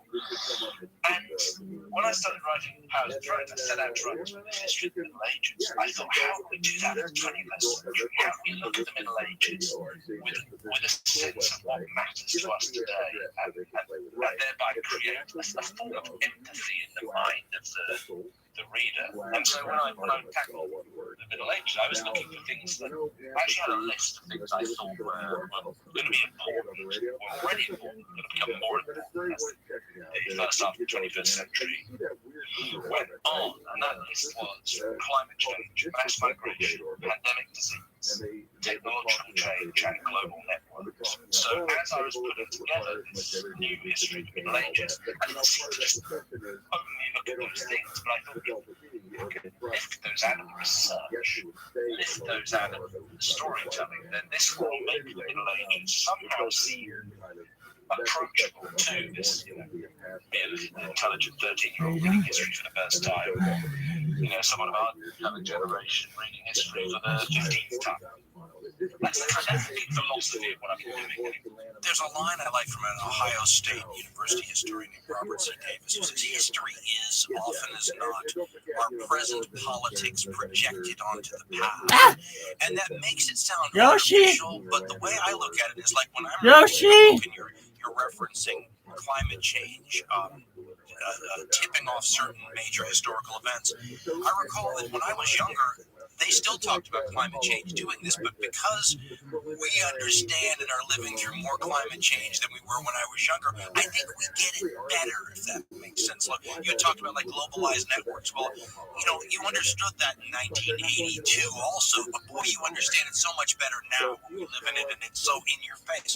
So I think that's just reflective of a better understanding that we have of how those things go now in our world, and then it's easier to imagine how they might have impacted an earlier world.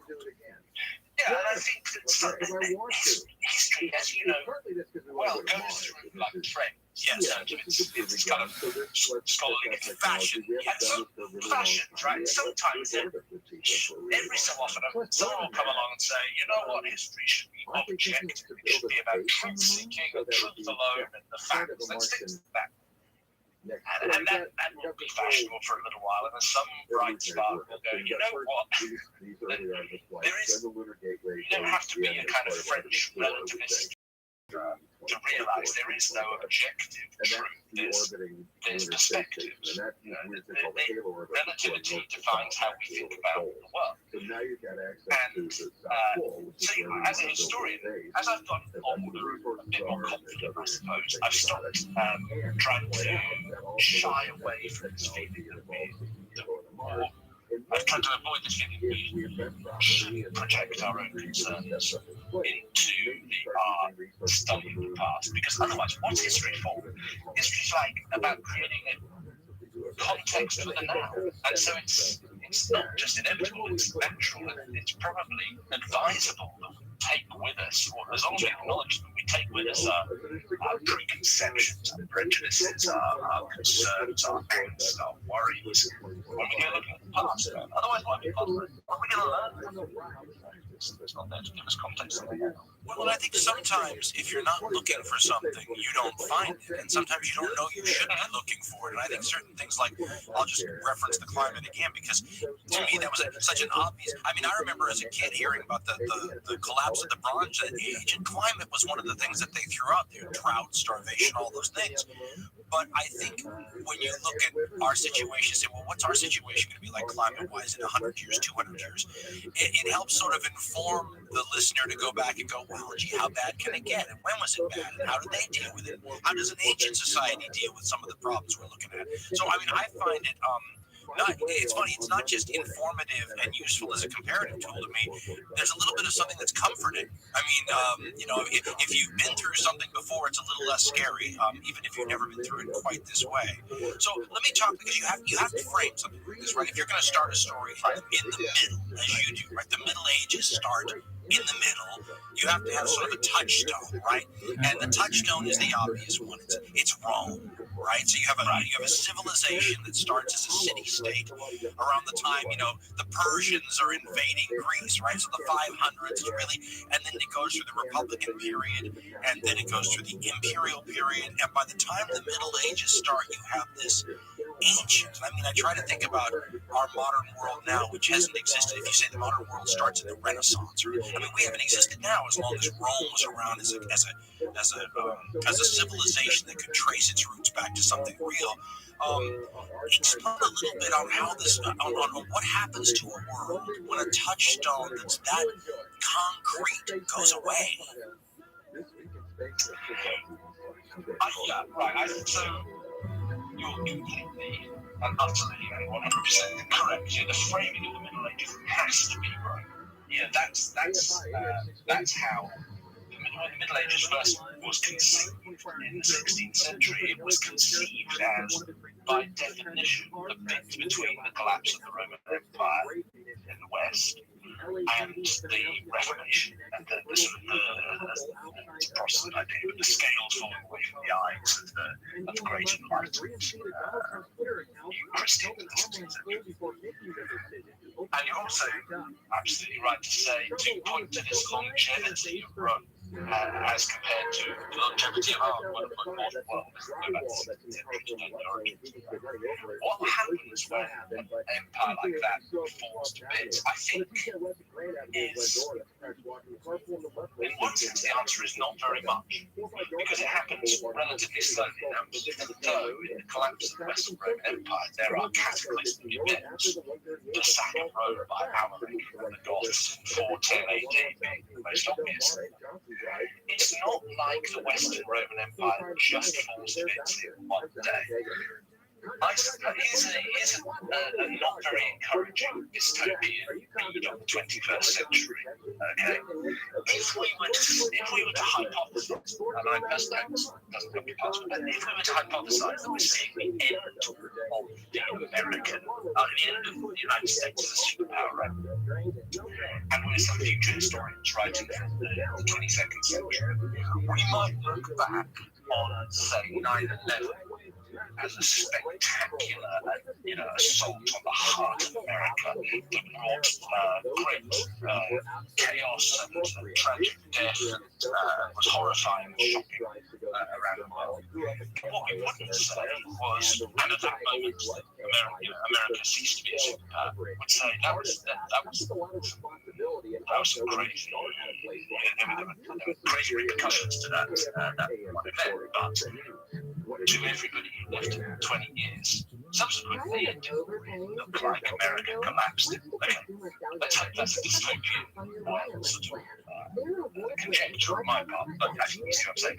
So I think if we project that idea back to the collapse of Rome, there were big moments such as Rome's being sacked by I'm talking to you from the UK, Britannia being sort of jettisoned, like booted off into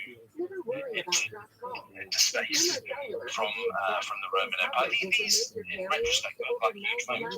But on the other hand, I think if you were living through this, you've lived just in a time of rising instability in different places and at different times, which over the course of several generations added up to the final collapse of the Western Roman Empire. But even if we think about the distance of time between 410 AD, like Rome, and 476, the last recognized Western Roman Empire, that's 66 years. Like in terms of human lifespans, any age, that's quite a long time. So it's boiling of the frog, I suppose. Does that make sense? Absolutely.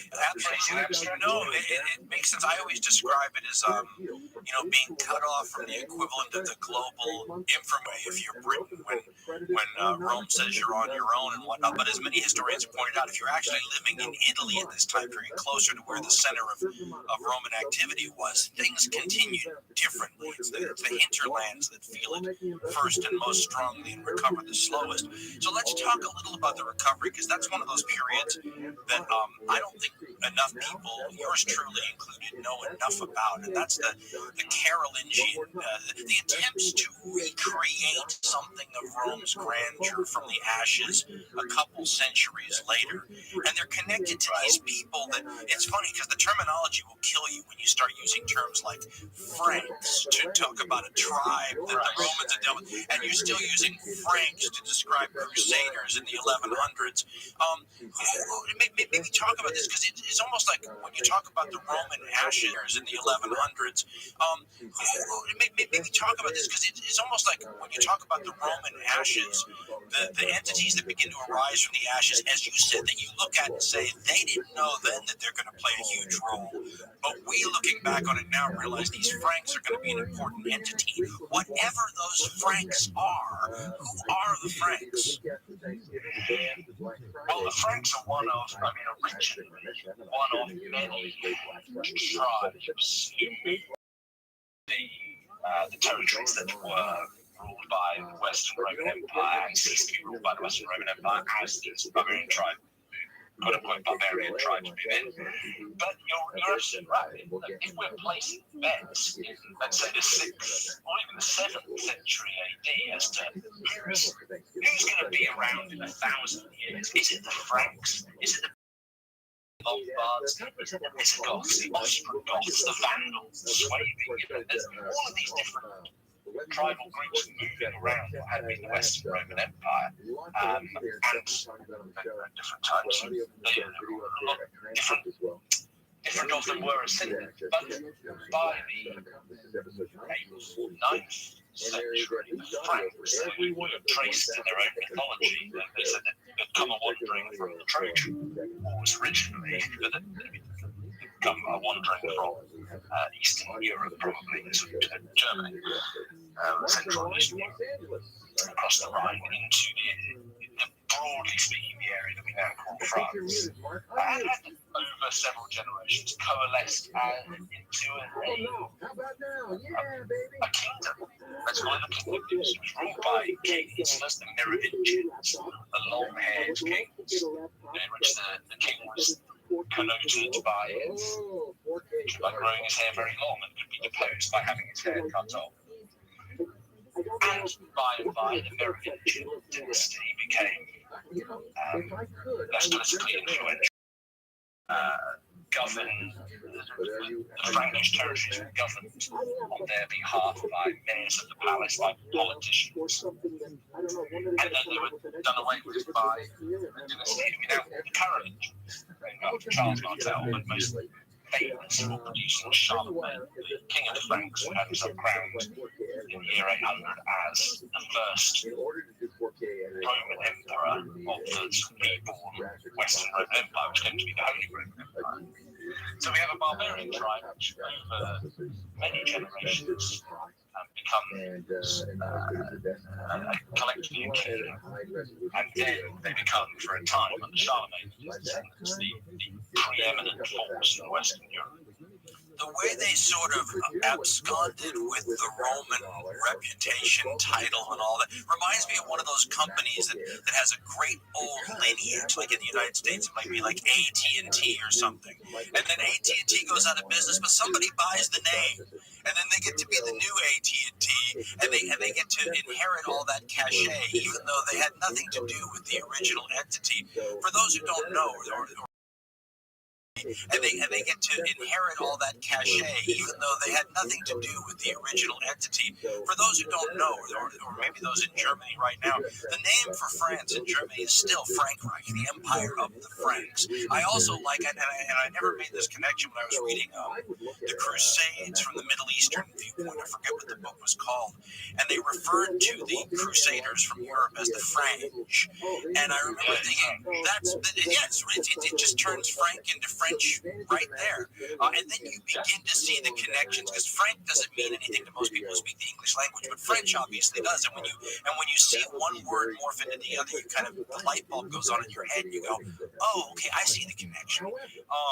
So this is interesting though, also because we did a show a long time ago on that transition period from Merovingians to Carolingians, and when you read the accounts of what these Merovingian Franks were like, they sound like Vikings.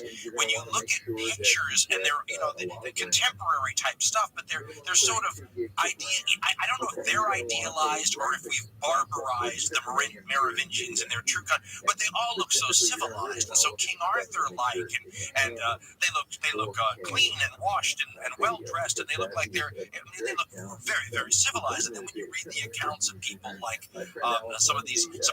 Charles Martel's a perfect example, but some of the Merovingian kings, what's the one who would have people bend over to bow for him, and then he'd split their skull with a battle axe? I mean, they had all these wonderful. So let me ask you, I guess that's what I'm saying in my typically long-winded question. I am getting to somewhere. Is that if looking back on it with your eye, which of those two impressions of the Merovingians, the Franks before Charlemagne, and Pepin is his father, which of those two interpretations seems more like to you? Have we barbarized people that were more civilized than we thought, or have the chroniclers made a bunch of Viking types look better than they actually were? I think, so much is what you want them to be, and I think particularly in the early Middle Ages, late antiquity, early Middle Ages, the evidence is so.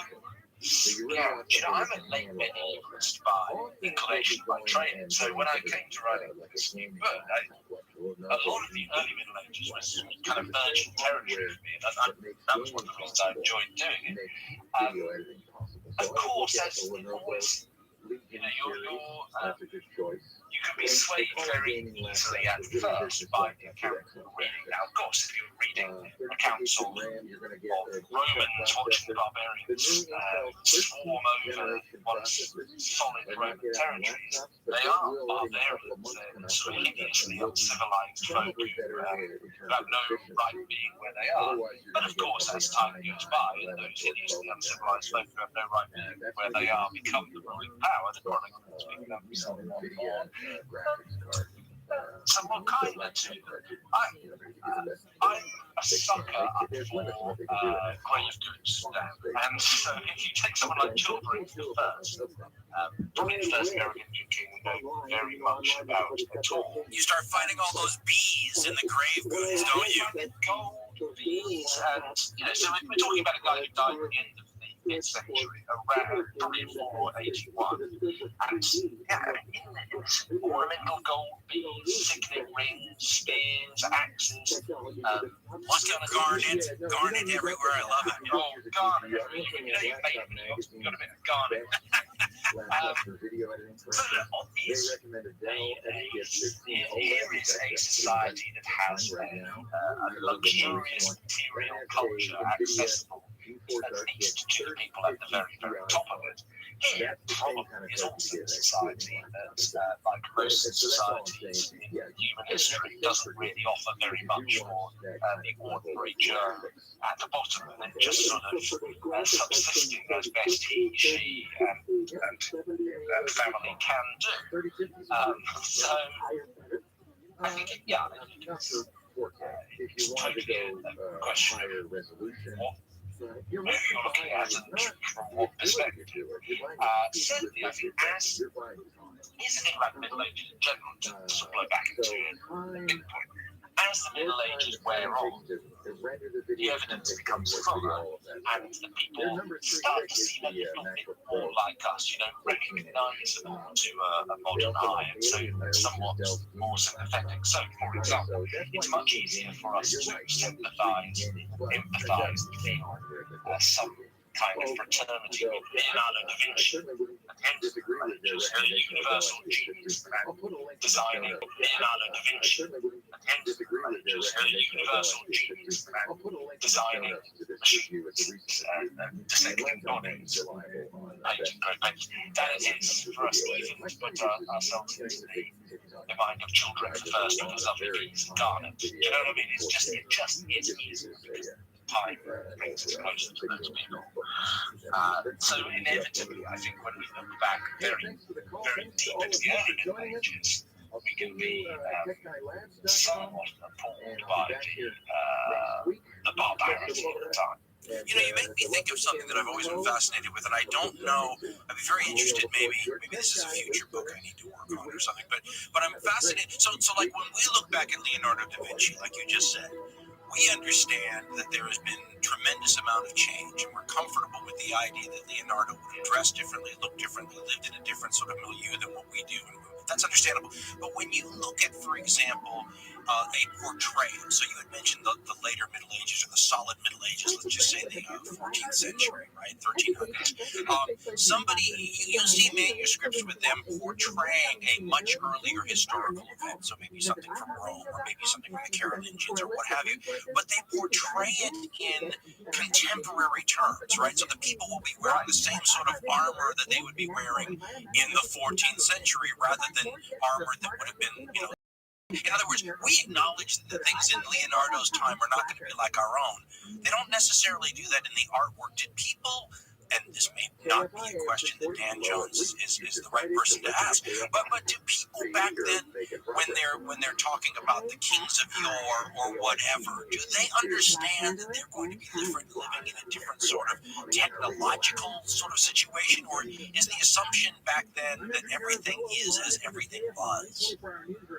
Well, this is a really good example. We do the same thing today. So let's take let's drill down into the example you gave.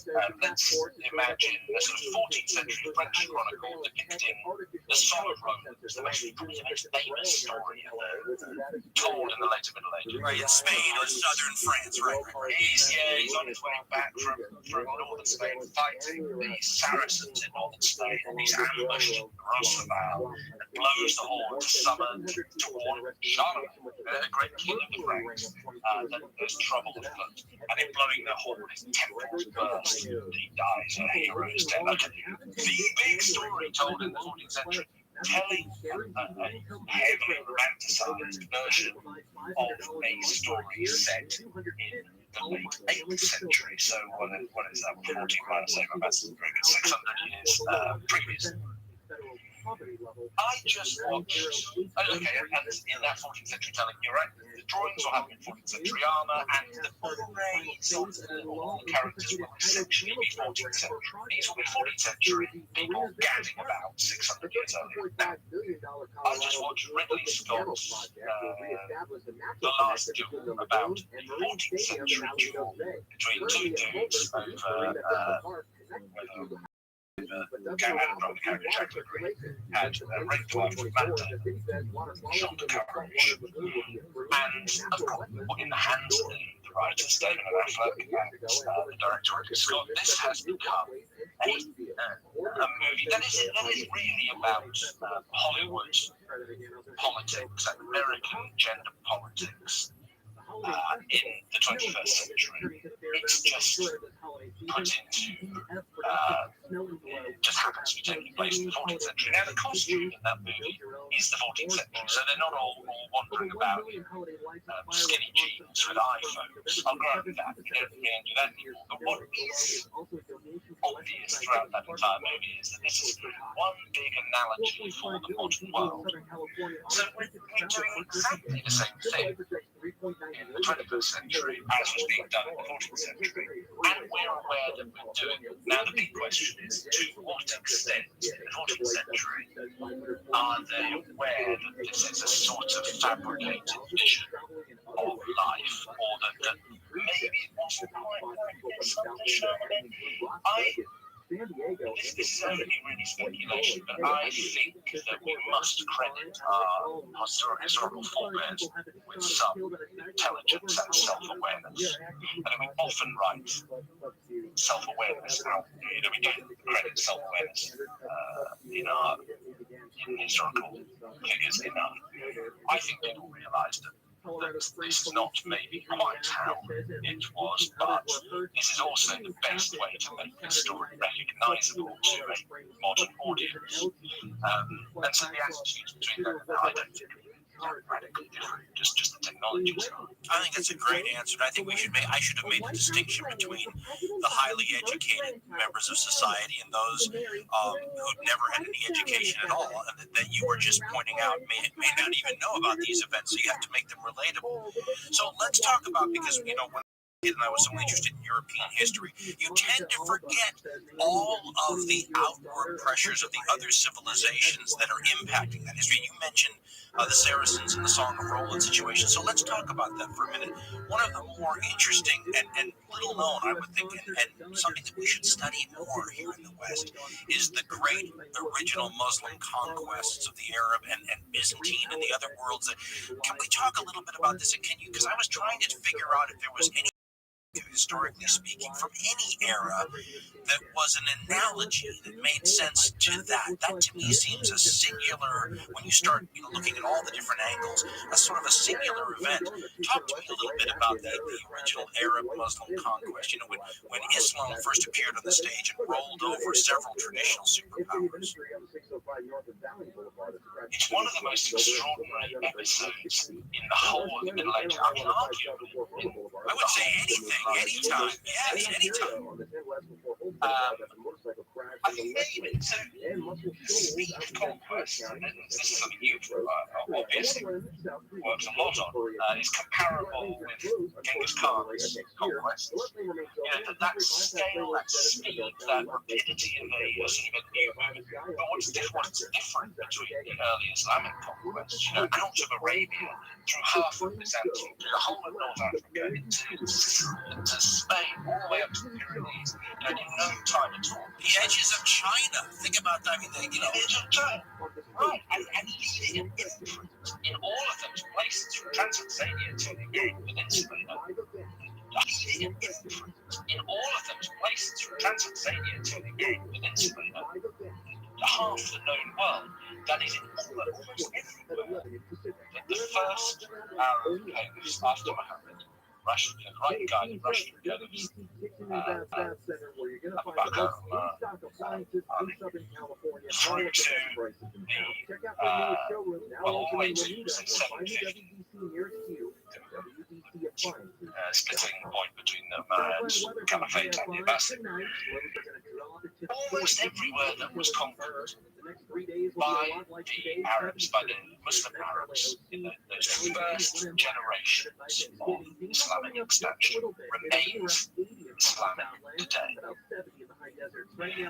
That imprint has lasted as long as all of the imprints the Middle Ages left in terms of, in the Western Christian world, the rule of law, the cathedrals, the castles that are all over West Europe and England and Wales in particular, the music, the art, some element of the political thought, just as much in the Arabic and Persian worlds.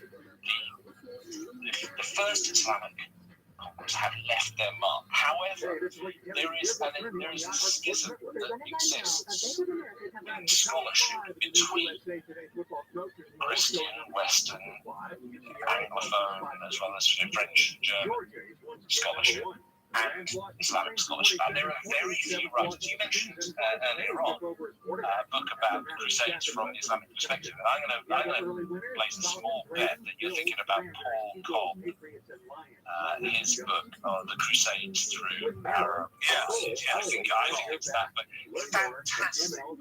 But a very, very rare book. Almost nobody on either side is doing it. So it's enormous historical schism.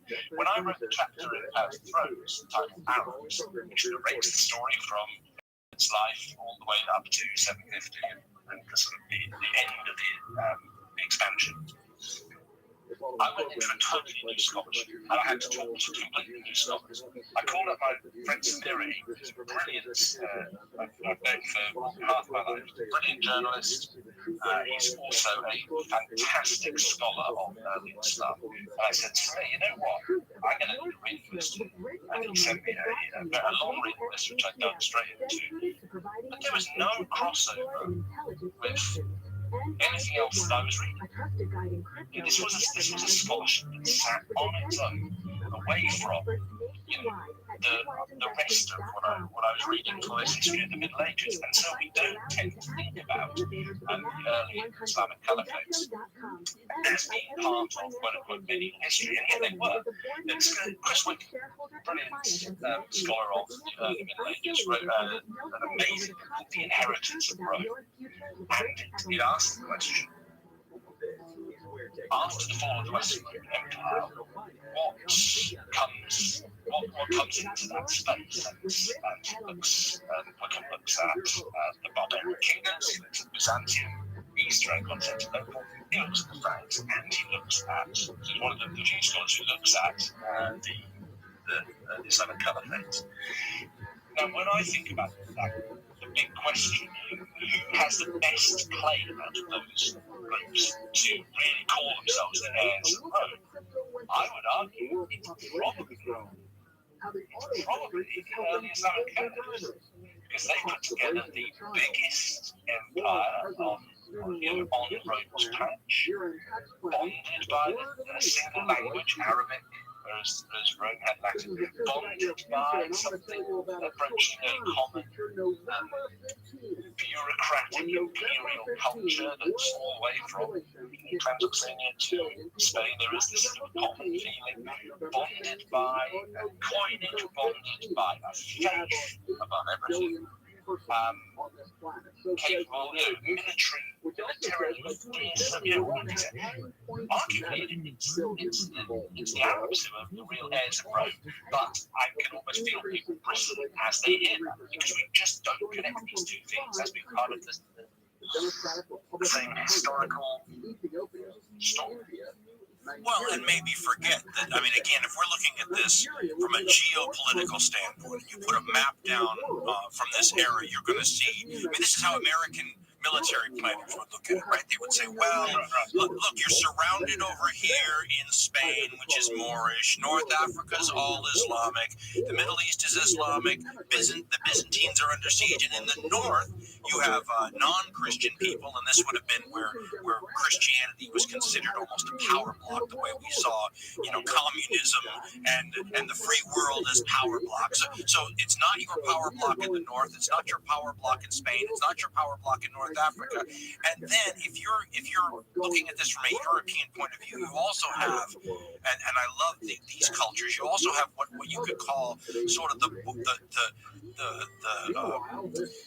would you refer to? You call it the Berlin Wall of Europe, but it's what happens once you get to the plains of Hungary and the more flat territory that becomes the Great Steppe. And you've always had, Herodotus is talking about Cimmerians and Scythians, and the Romans would use those same terms for much later peoples. But you have, we mentioned the Huns earlier. You've got an area there that just not only keeps the Europeans from expanding in that direction, but is continually pressuring towards the European direction. And it's one peoples after another, from Magyars and Huns and Avars and Seljuks.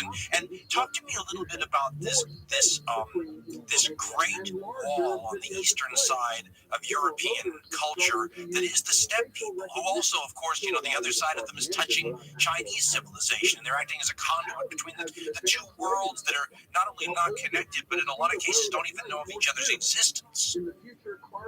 Right, and maybe the analogy is the way we sometimes talk about bodies of water being either... That's a good one, very good, yeah. Rooms or walls. Sometimes talk about bodies of water being either... That's a good one, very good, yeah. Rooms or walls, right? On a scale, it's the English Channel, it's either a barrier or it's a bridge. And the same is probably true of the Great Steppe that joins Eastern Europe with Northern China. Now, I think you're absolutely right. For the most part, that sort of keeps these big power blocks, these different peoples apart. However, when you come to the Mongol period of the 12th century, it becomes like a super highway. And for the right military superpower, as the Mongols turn out to be, that's a road. That's a super highway you can charge along. I think if we're thinking about those big blocks that emerge in the Middle Ages, to connect this a little bit with the role of Islam, the Arab-speaking and Persian world, it's interesting. After the 8th century, roughly, those blocks don't really move very much. It's only it's an expansion of the Western Christian world. In Spain and Portugal, something interesting happens. The regular key states are very, very unusual. Unlike the Crusades to Egypt, unlike the Crusades to the Middle East, the Near East, East Mediterranean, there's a permanent change in the sort of faith groups which govern that territory. We can look at Northern Europe, the Baltic, Scandinavia, there's a Christianizing process there, a Christianizing process in Poland and Hungary and so on. But it does, that remains the block. Europe doesn't, it's not like the Crusaders go along that step, marauding their way all the way to modern Beijing. It's for the most part, I think you're right. I think that Great Steppe land is a barrier. It's not. It doesn't become a conduit west to east. It's only ever really east to west. One of the really interesting periods of history, I think, is the one where, it's analogous, I think, to the American so-called conquest of the Old West, when the Russians begin to push, 16th century, 17th century, they begin to push east, going after the various steppe tribes in that direction, and the Chinese simultaneously are pushing west. And it's only with the change in technology or whatever that they're able to master this weapon system that had dominated that area and kept those powers out for millennia. Let me shift a little bit, because I got another interesting people, and I really want your take on it, because I've never known how to classify them or put them into the proper sort of place. How do we classify Normans?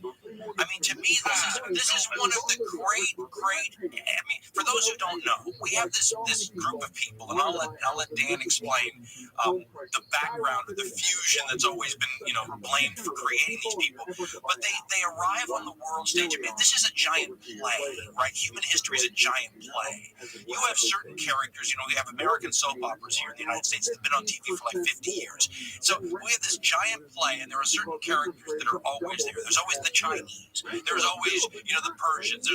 But then there are these characters that come in and are really important to the story for a short period of time and then just sort of disappear. Talk to me a little bit about the Normans in that kind of a context. Well, first of all, you've got to think about what the word actually means. Yes, don't we? Yes. It's connected with Northmen. And the reason it's connected with that is because the Normans, you use the word fusion, I think that's exactly right. The Normans are a people who were created in a sort of a process like nuclear fusion between the Franks and the Vikings. So the Franks under Charlemagne, around the turn of the 8th and 9th centuries, had begun expanding from a state that bridged modern France and Germany. It's the original European Union. France, Germany, Luxembourg, Austria, Northern Italy. It's like the 1950s version of the United economically united Europe. That's the core of the Carolingian Frankish world. And then there's some dual processes of expansion of the Frankish world.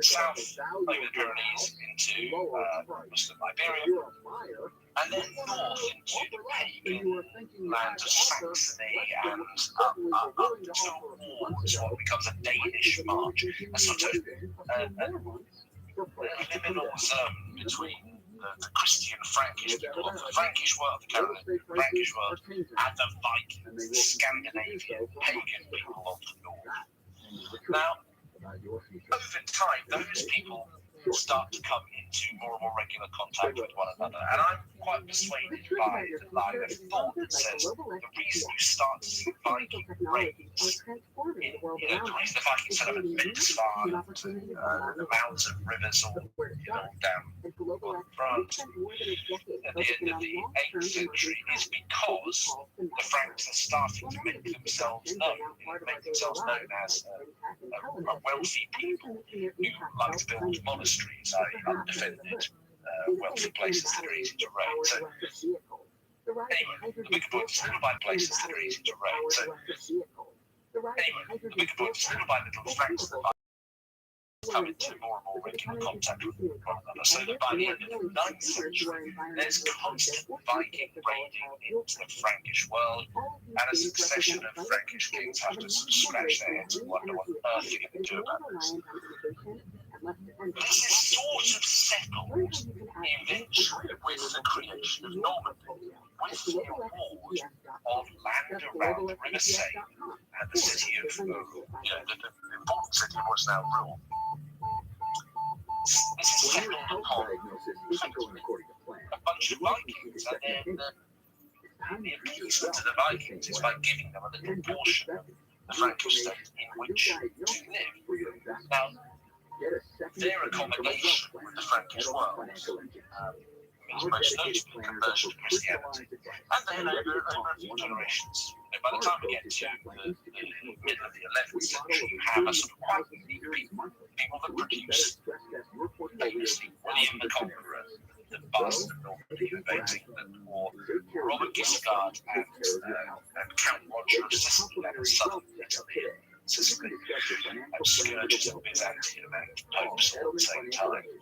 But really, what are these Normans? They are a hybrid of Franks, Christian, quite warlike Franks, and Vikings, out and out traveller, robber, pillager, trader. I'm trying to use a trader, of course, must get traded. After they pillaged you, not traded. That's right. Wonderful news. So these, but they're an extraordinary people. I mean, Here in England, where I'm sitting right now, 1066 is, one of those turning points in history. It's one of the biggest dates in the whole of English history. Better known even than our loss of the American colonies. We're still much more hung up on the invasion by William of Normandy than we are by the split. So the Normans get about, but it's not just England, because as I've just mentioned, it's also southern Italy. And I think the arrival of the Normans in southern Italy under the Norman conquest of Arab Sicily is a triggeringly important historical moment, because it becomes those Norman territories in southern Sicily become pivotal to the Crusades.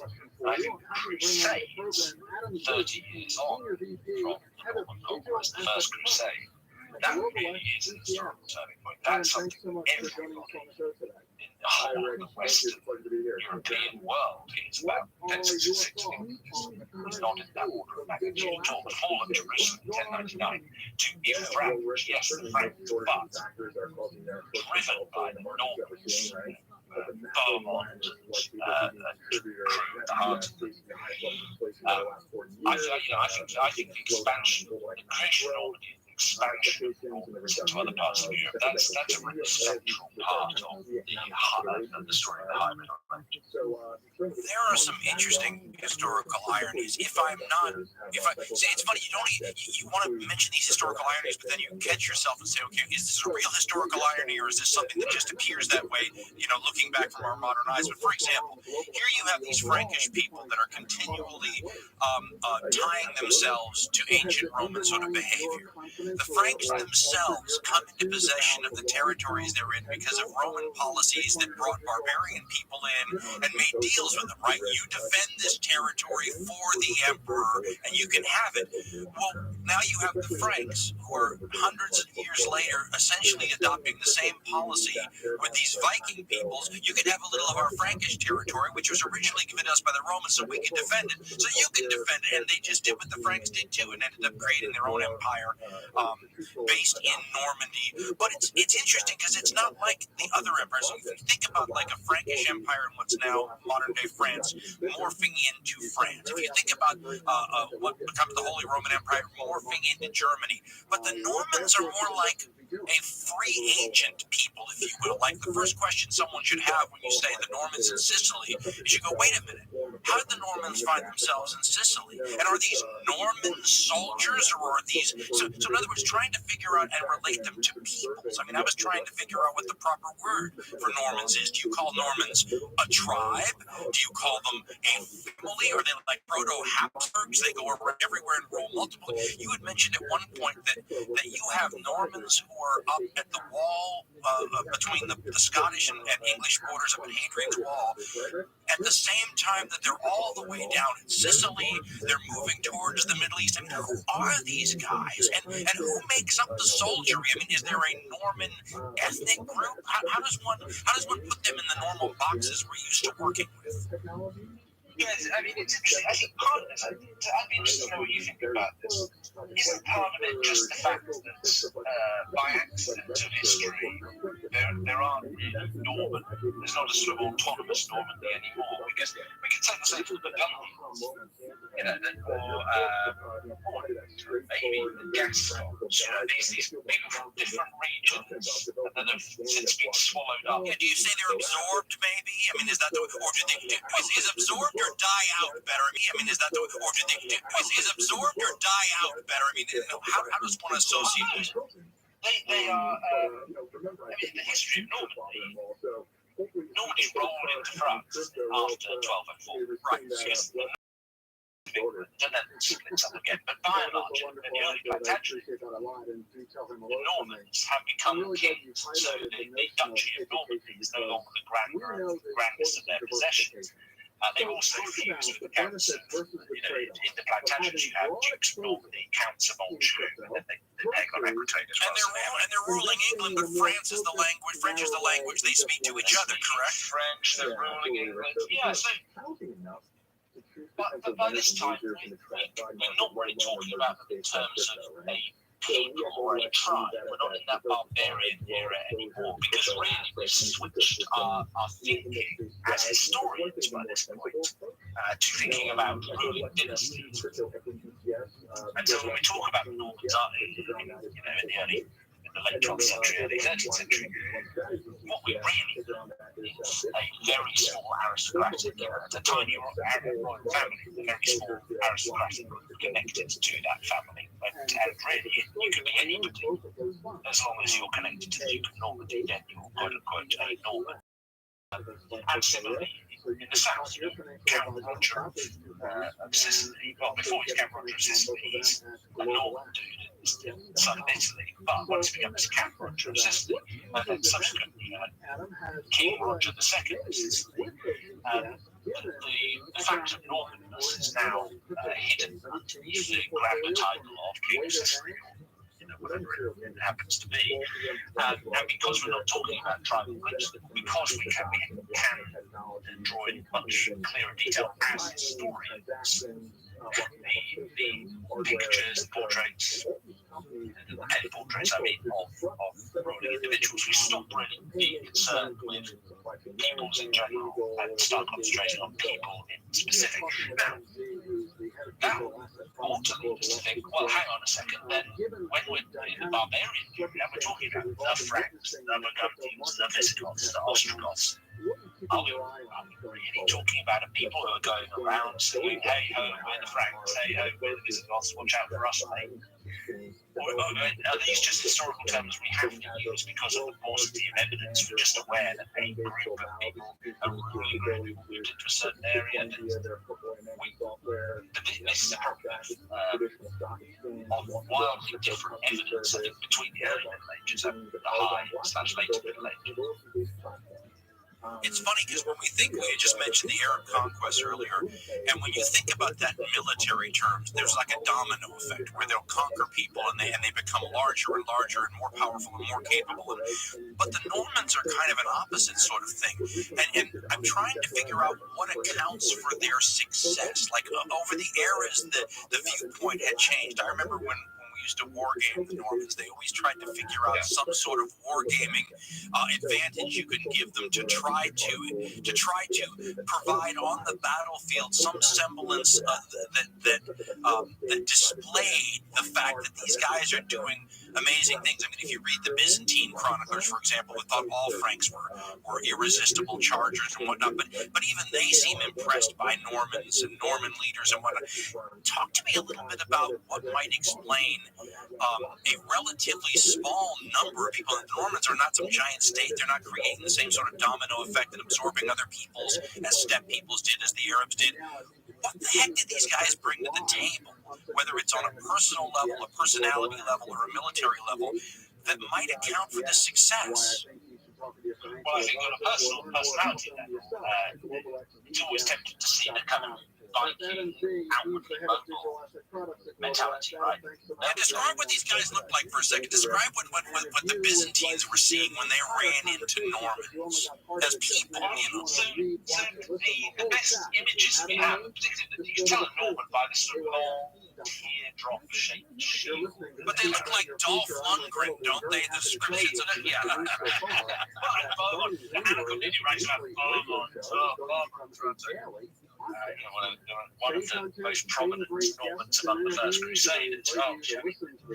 She's so conflicted in her account of Bowen, because on the one hand, he's a bastard. On the other, he's broad chest, he's really quite dishy. And short blonde hair and clean shaven. I mean, what the heck is that? He's a model. But I think in your war game, well, certainly in England, look at the Norman conquest in England. In your war game, it's castle. Normans great castle. Yes. That's their military that's their super source, isn't it? They come very well organized and very capable of building these fortifications, which house bodies of knights who are similar to Frankish knights. The Frankish knight, as the Byzantine chronicles are talking about, Make a hole through the walls of Babylon, right? That's the line. through the walls of Babylon. Yeah, that Frankish charge, couch lance charge, that's dangerous. That's a battlefield never against the traditional sort of light cavalry mounted archer who's going to feign retreat and come to chase it. But I think that, the Normans in England, it's classical. That's Well, I do, except you have a hard time sometimes trying to put into perspective. I mean, if this is the kind of conversation you'd have on a wargaming table. I apologize to people, but I mean, you would sit here and say something like, okay, is a Norman just another knight, and are knights the people that we consider to have this? See, everything is rock, paper, scissors. I'm talking to the audience now, but everything is rock, paper, scissors when it comes to this kind of warfare, because we can extol the value of a Western knight, for example, in hand-to-hand combat or charging through the walls of Babylon, as the Byzantine chronicler said, and yet that's useless against a Magyar or an Avar or a Hun if you can't catch them, or a Saracen in the Holy Land. So everything is sort of the rock, paper, scissors kind of thing.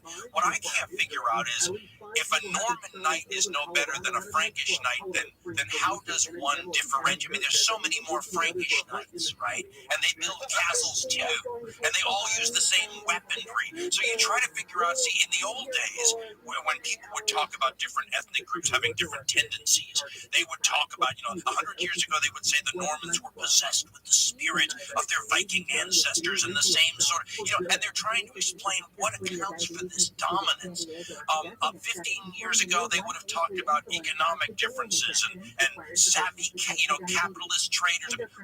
I'm still trying to figure out how you explain the rise of a people that don't have the traditional sorts of things that one would look at: an economic base, a population base, a religious explanation. They seem like they shouldn't be where they are, if that makes sense.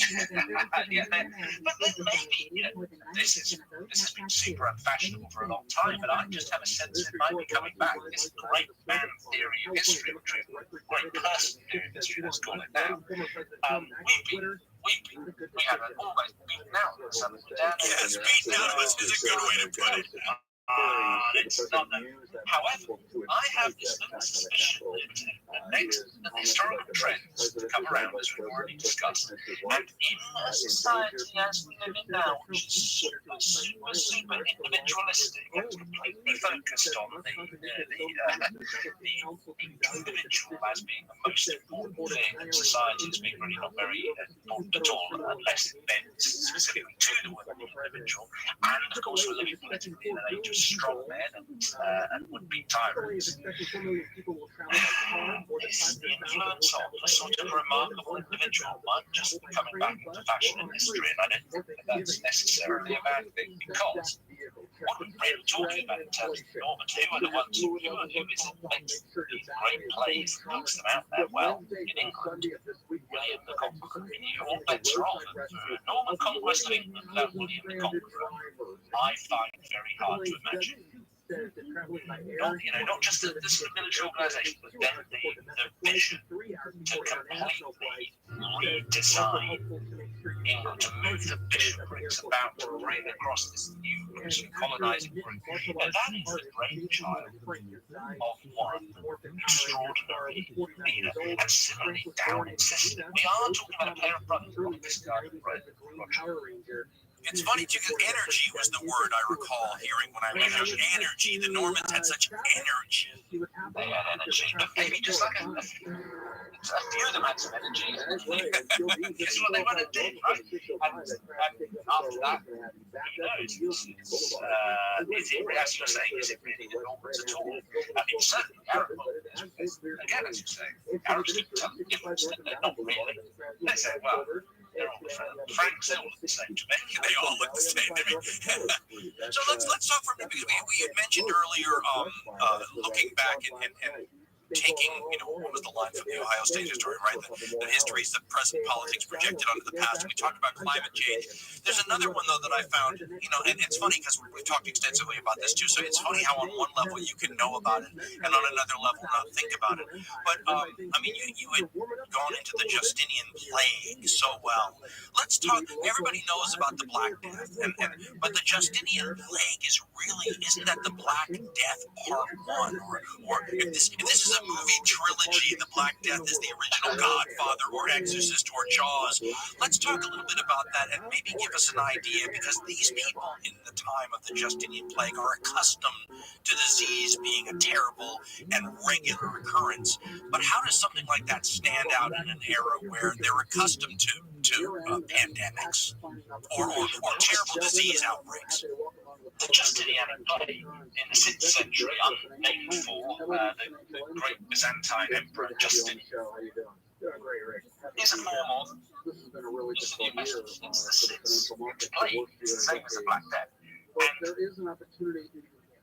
insofar as we can tell, because the evidence is much scantier for Justinian plague and is also back projected from the Black Death, which I'll get into in a minute.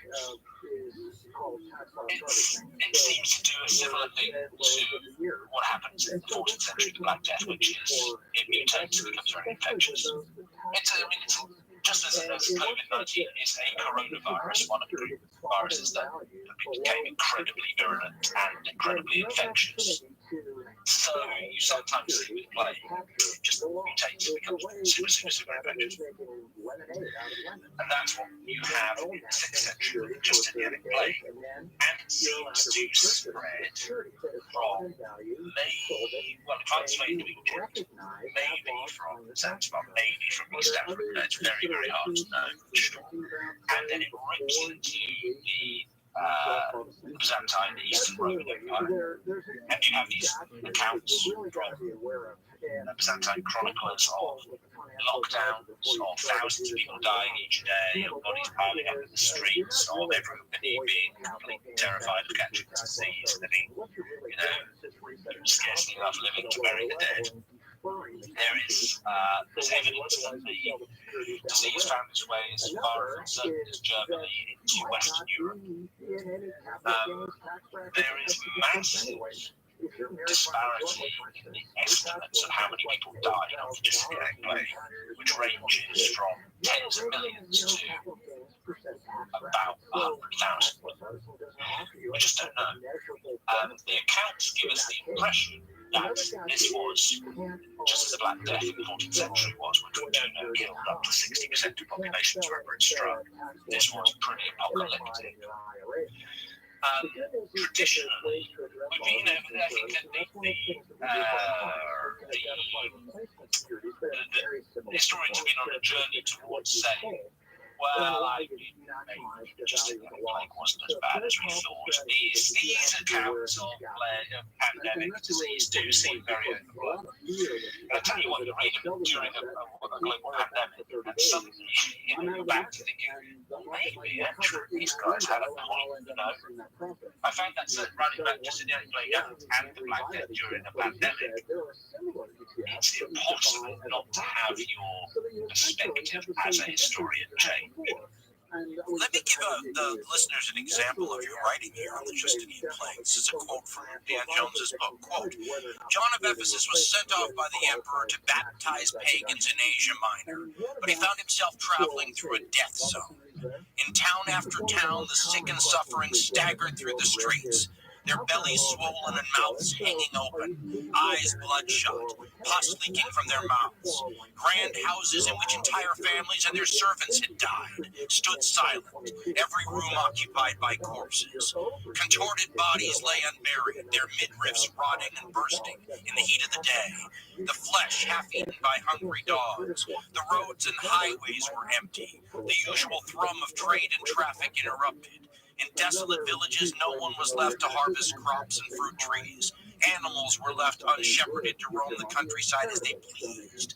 end quote. That's heavy duty stuff, and all of a sudden it makes you feel like the pandemic you're living in now.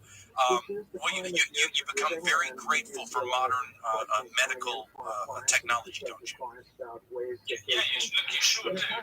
But let me tell you, I mean, all of that passage that you quoted there, I've drawn on.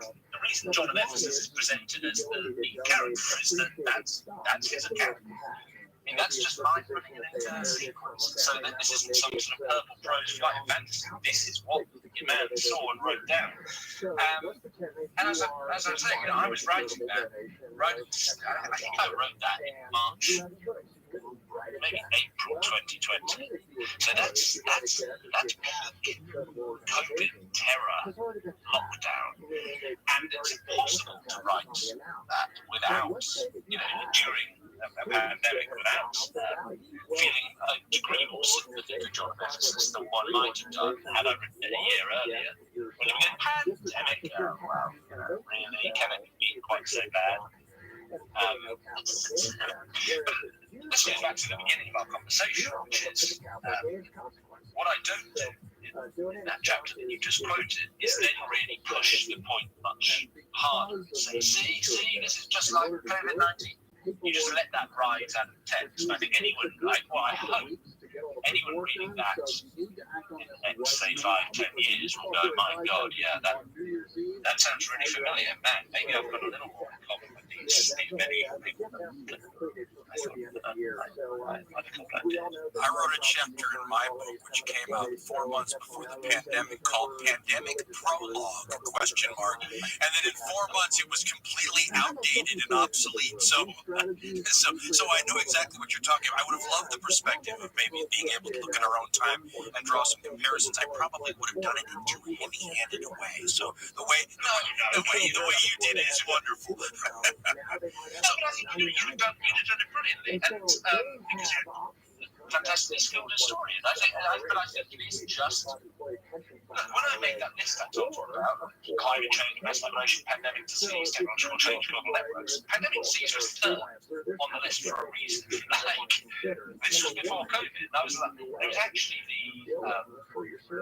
the thing I thought might be hardest to sell. Look, I knew I was going to have to write about Justinian Plague. I knew I was going to have to write about the Black Death. But I was like, how am I going to sell this to a 21st century audience as being something that connects modern to the medieval, when the closest thing we've had is SARS, and that's 2004, and that's the Far East. Like, is an American audience really going to buy dangerous pandemic in the 21st century? Now, I was aware that actually clever people in the UK government, I think in the US government as well, who are pulling risk assessments for the biggest dangers of the present day, were putting pandemic disease right on the top. But bang, I mean, I didn't see one coming. Well, I mean, you would hear people like Bill Gates talking for a very long time, talking about it's a law of averages thing, right? Eventually, it's gonna turn, the die roll is gonna turn up wrong, and we're gonna get unlucky, and then you hope that your ability to pivot, medically speaking, can help you avoid the sort of tragedy John of Ephesus was writing about. So maybe now, because we've dealt with a bunch of different things, and I'm jumping around, but looking at my notes, there's one little jump I'd like to make, and it's a perspective question, right? And maybe this is another one of those things that, let's hope not, but that has some echoes in our own times. I was curious about the way, and this is really how, your book starts with the Roman Empire and then moves on from there. I'm fascinated by the way that the transition from a Roman Republic, which, if we're looking at it from our perspective now, whether it's the UK or the United States, you would say, a representative, these terms don't really apply to Rome, but we'll use them anyway. A representative government is the superior form of government to something like an autocracy or a totalitarian state or an empire or an imperial system that has an emperor who has control of people. But that's not how someone like Augustus Caesar's changing, and of course he had several successors afterwards who helped codify these changes. But I mean, they didn't look at that as a totalitarian ruler coming to power on the ashes of a superior system, right? A system of representation and wide distribution of power. How come we don't look at someone like Augustus Caesar as taking over? I mean, if it happened in Germany in 1932, we would say that a republic was destroyed and on its back was a dictatorship, but it would be seen completely different. How come we view the Roman transition from a republican form of government to something else in a more positive light? Is it because compared to what the republic was at the very end, it was a more positive light, or is this more of us viewing it from, I mean, I suppose the British Empire in the late 19th century might have viewed it differently, but it seems to me that you're celebrating something that if it happened today, we would consider to be a terrible thing. Yeah, but I think it's a special case, and it's winning. That's a good way to put it. So the turn against empire is a historical trend right now. It's profound, right? I mean, you've got in London here, people defacing Churchill's statue. I talked to one of my kids about Churchill. I was doing something to with Churchill the other day, TV-wise. And I said, I mentioned Winston Churchill's one of them then. Ages 12 and 9, the others. The 12-year-old said, Churchill, yeah, I heard of that guy. He's the racist guy, right? I'm like, wait, hold on a second. Hold on. Then there are other things I might need to tell you about Winston Churchill, as well as that very salient fact. The turn against the British Empire is its turn. The turn against imperialism per se, and yet we still remain sort of strangely sort of in love with Rome, just as our medieval forebears were, despite the fact this is one of the very few pure, true slave states in the history of the world. Yes. And we're like, the statues, the underfloor heating, man. The underfloor heating. I challenge anybody to go to the ruins of a Roman villa, probably built by slaves or wealth pillaged from people the Romans considered inferior to themselves on what we now call eugenic basis. And you ever wander around and go, shit, man, the floor must have been super nice and warm. These people, they had it, they had it right. For some reason, we hide Rome off into a special case. The turn from republic into empire wasn't a good thing. I mean, actually, the best representation of this I've ever seen is it's one of Robert Harris's novels, which he through Cicero's eyes, spells out pretty clearly what a corrupt stitch-up this destruction of the republic and creation of the empire really was. I'm still not quite inclined to see it that way, because just as our medieval forebears were, we're still blindly in love with Rome.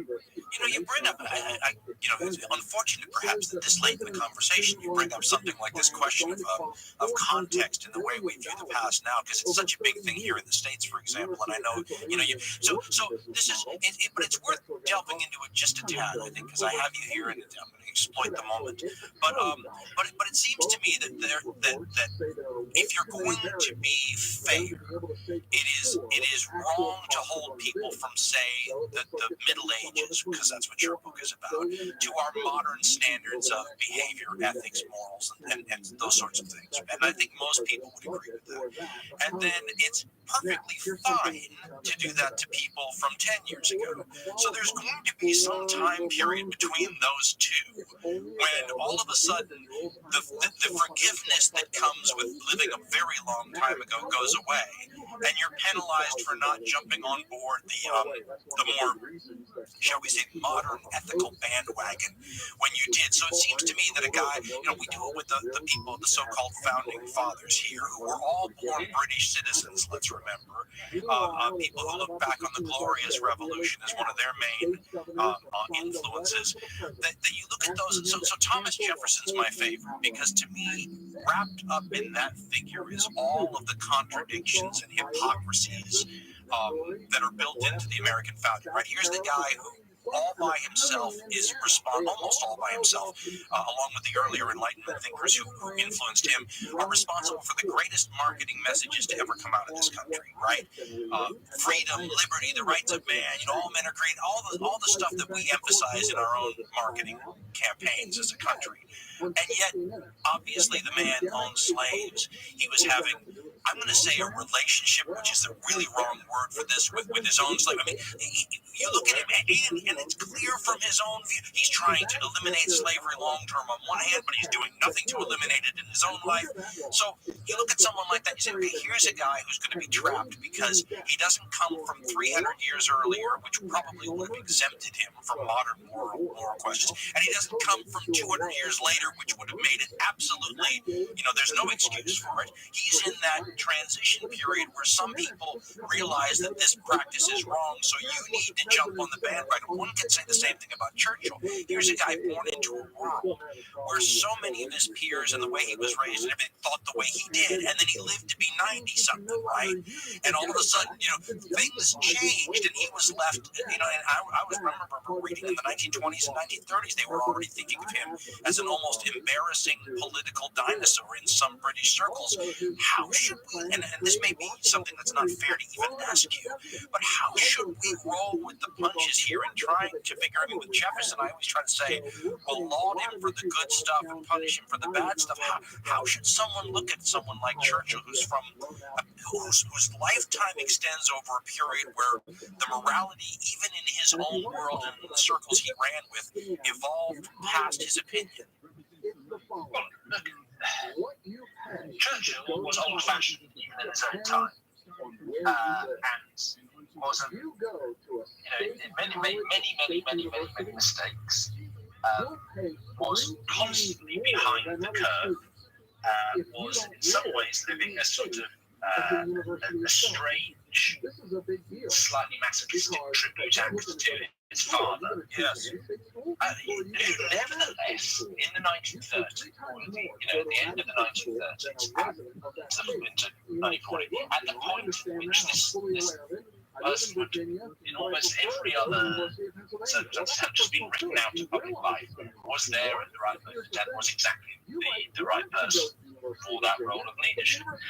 Now, that's the story of Churchill, and the correct historical thing to do is say, look, what were the moral standards, ethics, and mores of the day? Put aside whether you agree with them or not. What were they in that day? What was right in that day, and what was considered wrong in that day? And how did that person fit into that moral world? Now, you do that with Churchill. You still don't come out with a super great guy. You come out with a person who people thought was there were many people had a problem with, even in his own day, who cometh the hour, cometh the man. Everyone said, you know what, actually, maybe this is the right person. Now, that's the grown-up way of doing history, but, oh dear, I'm going to sound like such an old man now, but we're in such a sort of childish cultural space at the moment, and such an individualistic space at the moment that many historians and many non-historians sort of dipping their toes in the water think that history is all about them, and that the practice of history is about going around telling people off for not having lived up to an ideal moral standard, and that is really the most important thing that a historian or someone engaging in history can do. And it's pathetic. But I think the point in general is that we are in this moment, and I also didn't mean to suggest this was a unique moment in human history. It's a cycle, Yes. What was the book that there's a book about the transition from the Georgian to the Victorian called The Age of Kant, and I think that there's a similar sort of moralism in its K-A-N-T, correct? K-A-N-t? No, not the philosopher, C-A-N-T. Okay, thank you. From Kant, so by Vic Gatry. And it's about this sort of, the verb is canting, pious rhetoric, which pervades public discourse, in which everyone is trying to say the most moral thing to slip up would be to invite ridicule, scorn, and possibly disadvancement in one's career. There's a similar sort of pious censoriousness about public discourse. Now, I think it may be, and I write about this throughout the end of the book, I think it may be, in fact, it is connected to new communications technology. So, let's take a good medieval example of an age of TNT. From printing press in the 1450s, right? It comes along, it makes it vastly easier to communicate en masse, to communicate at speed. And what you see happening in public discourse in the decades afterwards becomes incredibly moralistic, incredibly censorious. People attacking one another all over the place. You have a culture that emerges, which is what we call the Reformation. Now, there's an analogy to be drawn there with the age of the iPhone and social media, and the immediacy, the availability of publishing, and of publishing at scale. And what do you see happening immediately to human discourse? It becomes very, very fractious, very, very sort of pompous. That's the moment we're living in at the moment. That's the moment we're living in right now. So it's definitely not anything new in terms of the long view of human history. It's just, for me, as you can tell, quite irritating to actually live through. Well, let me validate what you said about cycles too, and I'm going to blame the British. I'm going to blame the British for this, since I have one of them. But I mean, in the early history of the Americas, when you have Puritans and all this sort of thing, we were shunning, we were shaming, we were banishing from the public sphere. I mean, this is how things were done. I feel like we've just taken that quintessentially proto-American quality, added social media to it, made sure that there is no... See, at least the public shaming and all those things that were going on in those Puritan communities, there was one moral standard. Now we have multiple moral standards, and you can be shamed for any of them by the groups that associate with those moral standards. I mean, it's public shaming on steroids with social media. So, I mean, I feel like this is the same cycle with some amplification. So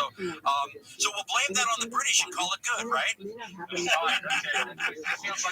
You brought up Georgian stuff. I'm just going a little earlier. Listen, is there anything I didn't bring up that you want to write? First of all, the book is wonderful. It is one of those books, and I can hear my mother's voice in my head. If you read this book from cover to cover and remembered it, you would have a giant chunk of your Western historical knowledge completely filled in. Is there anything, because it's 1,000 pages almost, I'm sure I left out all the best parts. What did I leave out that we should get into? Oh man, I mean, there's just so much. I had such a blast writing it. I enjoyed. I've written dynastic history of Plantagenets, Wars of the Roses before this. I've written the religious military history of Templars and Crusaders. Some, constitutional history of Magna Carta. I actually really enjoyed getting into the architectural, the literary. Your stuff on the Carolingian script was fascinating. But even the sort of later stuff, I read there's a chapter in the book called Builders, which is about, it's set in the 13th century, and it's about castle building, which I've done amazing TV shows from Netflix about castles, and it's about Gothic architecture. And I just got to pull into that all my experience. I was running lockdown, so I couldn't travel. Pull in all my memories, experiences, notes about traveling to great Gothic cathedrals in England and elsewhere. And I loved bringing in that aspect of it. I loved doing the chapter called Renewers, which goes from Petrarch and Dante and Tetsarima and some new poetry of the 13th century into great painter Van Eyck, moving oil painting to where it never been before, to Da Vinci, universal genius, as we said already, this figure connects the medieval and modern, so brilliant.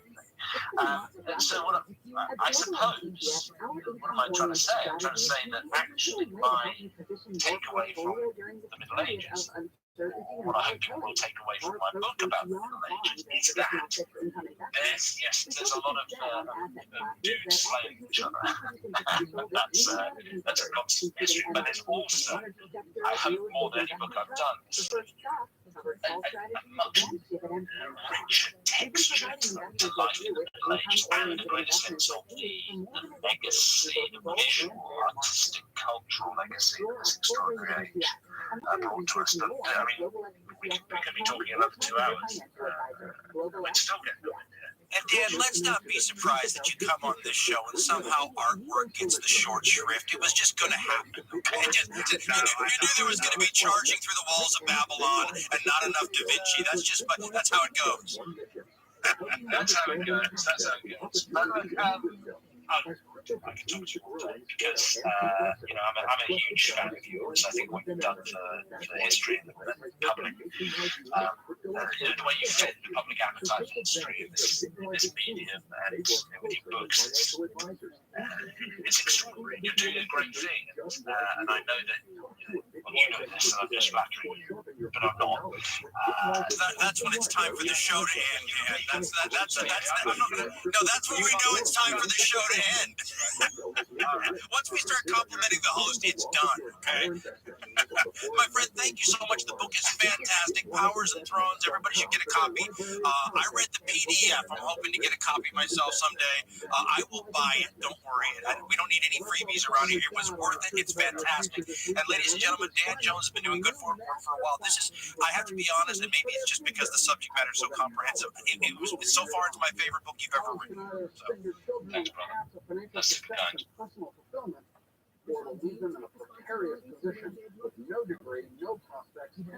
My thanks to Dan Jones for coming on the program. That was a lot of fun. His new book, Powers and Thrones, A New History of the Middle Ages, is scheduled to come out November 9th, 2021. So may or may not yet be out by the time you get this show. His other books, of course, currently available and worth getting if you've not been exposed to that. The Plantagenets, Crusaders, the Templars, Magna Carta. If the Middle Ages in this region of the world is something you really like or think you might, Dan Jones is one of the really good people to tell you all about it. I'm being strenuously reminded, because I am, and there ought to be a registered trademark symbol after this phrase, the worst marketer in the world, that I should probably tell everyone or remind everyone that as the holiday gift-giving season approaches, if you can't think of anything else out there, or you've run out of time, or whatever it might be, really hard weird person to buy for, maybe, that we do sell the archived hardcore history shows, either singly or in bunches, from the website. I think we worked it out so that it's priced at, like, if you buy the whole catalog, it's like $1 an hour. Works out to content-wise. I hope that's fair. We also have some new merchandise on the way, different design stuff, but I don't know when it's coming in, frankly. Hope it makes it for the holidays, not sure yet. We do have gift certificates available, and we have another method we just hooked up recently that we're trying out to give another option to people who buy. Again, as the worst marketer in the world, I'm told to make sure I explain this, but it involves another way to get our premium feed so that it works better with, for example, people with certain kinds of podcatchers than our old system or our current system on the website. So more options we figure is better for everyone. So check that out if that sounds good to you. And for those who ask, because I know you always do, we are currently working on the next big hardcore history show. I don't know when it's going to be ready. It's the same old problem that it always is. And I hope we can get these little, appetizers out to keep you from starving to death, between main courses. But thank you for everything, everybody. As always, stay safe. Support us with Patreon by going to patreon.com/Dan Carlin, or go to our donate page at dancarlin.com/DC-donate. Thanks again for all your Bucka Show donations. They're the reason we're still here. At the end of the last HHA show, we mentioned the folks over at Battle Guide Virtual Tours. And I'm going to continue to do that for a little while because I think if you're interested in military history, and not everyone is, so let's just say that right off the bat. But if you are, you know how difficult it is sometimes to get your mind around what's going on in some of these battles. if you pull out a map, or you're reading a book, or you're watching a documentary, or whatever it might be, there's so much going on at so many different levels that even if you are on the ground, or like one of these tours that you can go on, there's still, it's hard to get a sense through the fog of war and the terrain, what's hidden from you. I mean, battles are complicated things, right? So, during the pandemic that happened, I was in touch with a called Battle Guide Virtual Tours, where people that did real tours. And like so many businesses around the world, we're trying to figure out how to pivot and keep some sort of a business going when no one knew when there were going to be any tourists or anyone who wanted to visit battlefields in person anymore, right? But the way that they figured out how to do this, and this is just my opinion, they may have a different opinion, but I think it's like the Hershey's peanut butter cup commercial. You got your chocolate in my peanut butter, you know, it's better than ever. I love what they did to create something you could download at home.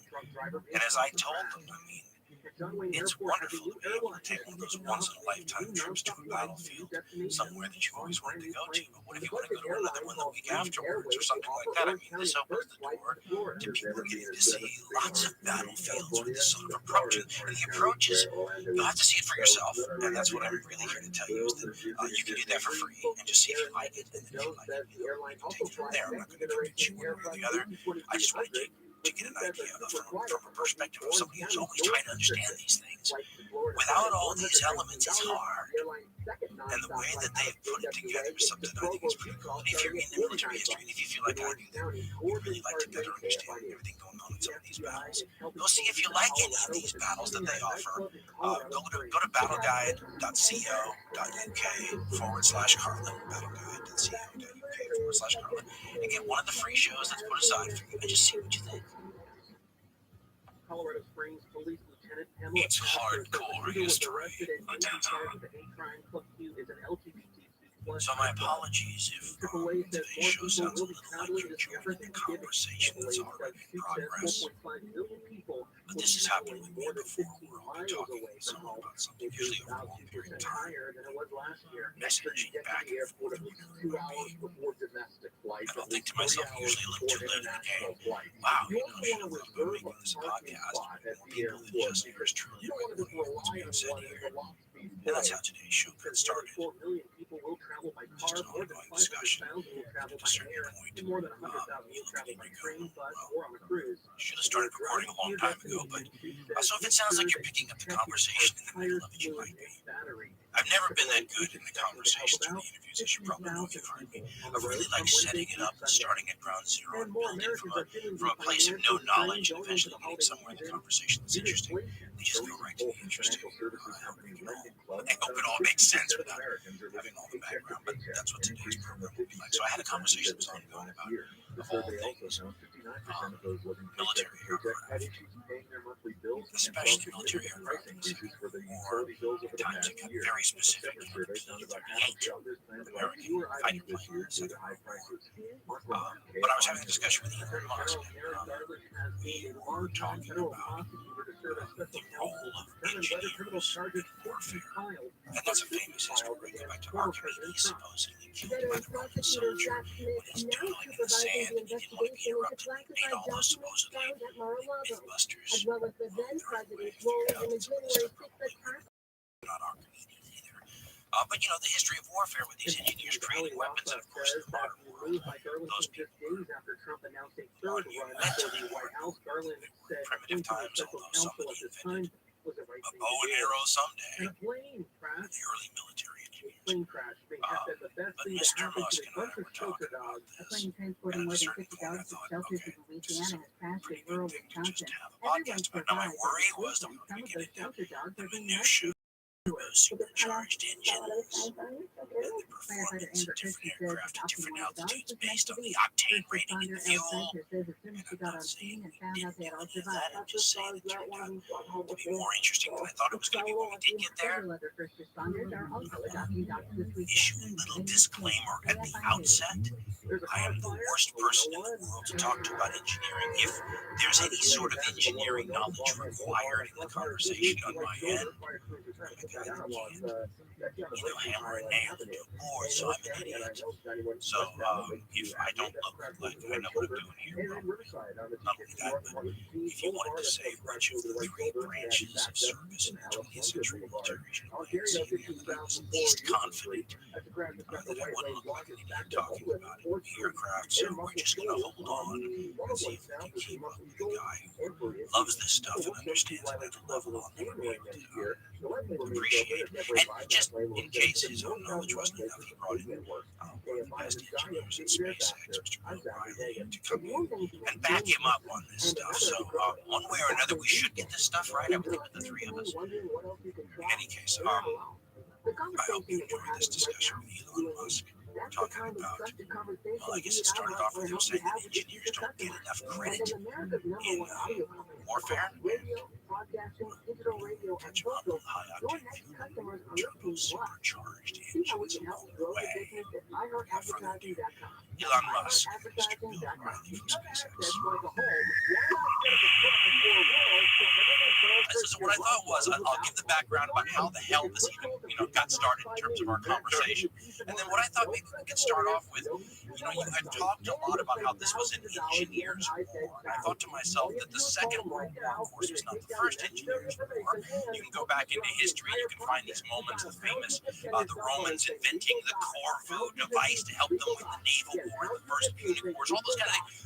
But those are so rare because of the pace of technological change being so much more slow. And then you get to something like the Franco-Prussian War, maybe, but certainly in the First World War, where aircraft development becomes a race, and that if you develop the next new thing, you might control the skies for the next 4 or 5 months until the other side catches up.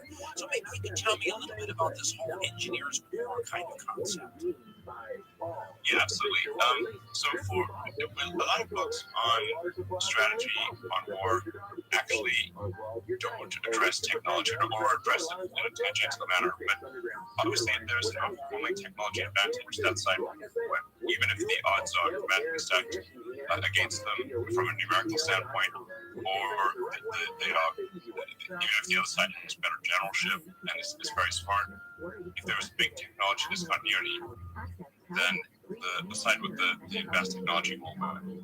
And as you alluded to, most battles in history, because technology moved very slowly, it was more about maneuvering and about tactics and strategy and whatnot. But to use sort of an extreme example, if, for example, you can shoot lasers from space to any point on the ground by pointing at it, it would not matter if you were fighting Julius Caesar,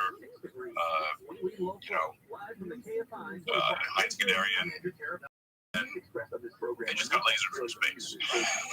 So there's no, it's sort of, when there's technology continuity, that just fundamentally flips the whole situation. And in the wars in the modern era, we're very much a technology race war. Like they were just, how fast can we innovate the technology? Obviously, an extremely good example of that would be, perhaps the best example would be the nuclear bomb. If you're good, anyone who got nuclear bombs, that you now win.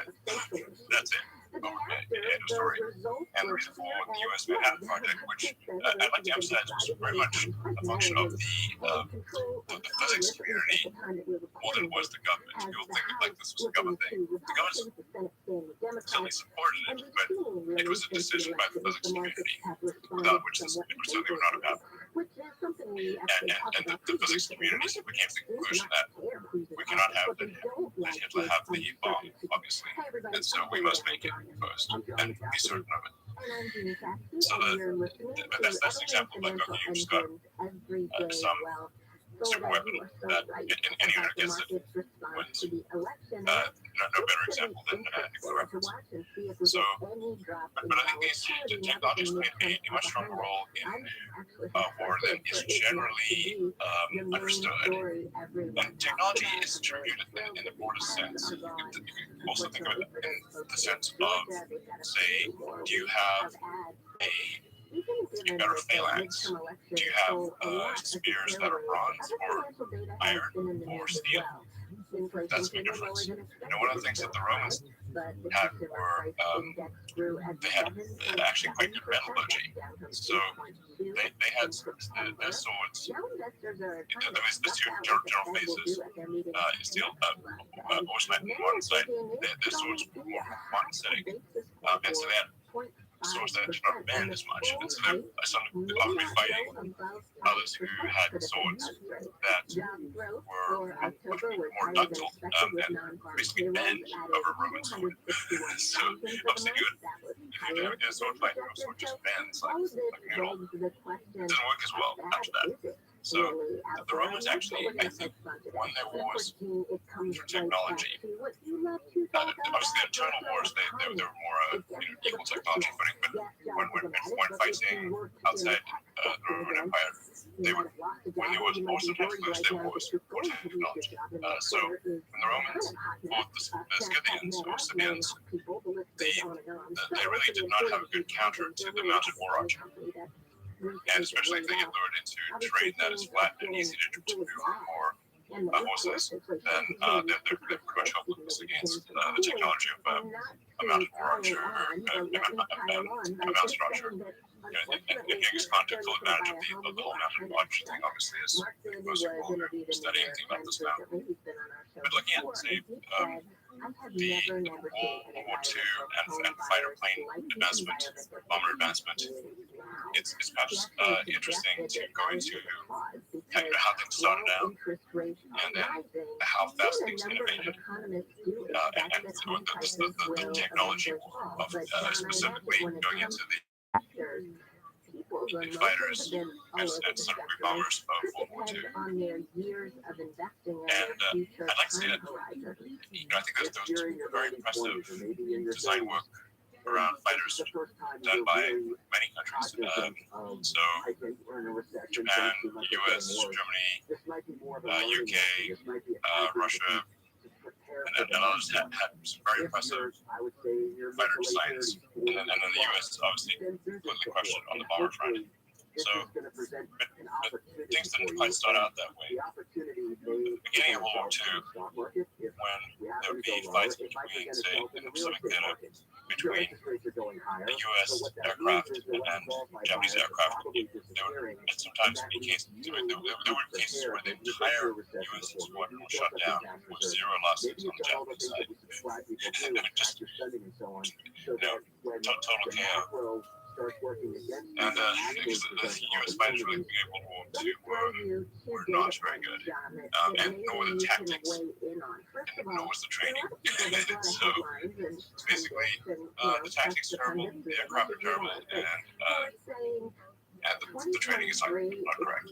Well, you bring up something interesting, though, because, I mean, you brought up lasers earlier. I think we can all agree that if you go to some primitive planet where everyone's in caveman-type times and you have lasers, it's game over. Yeah.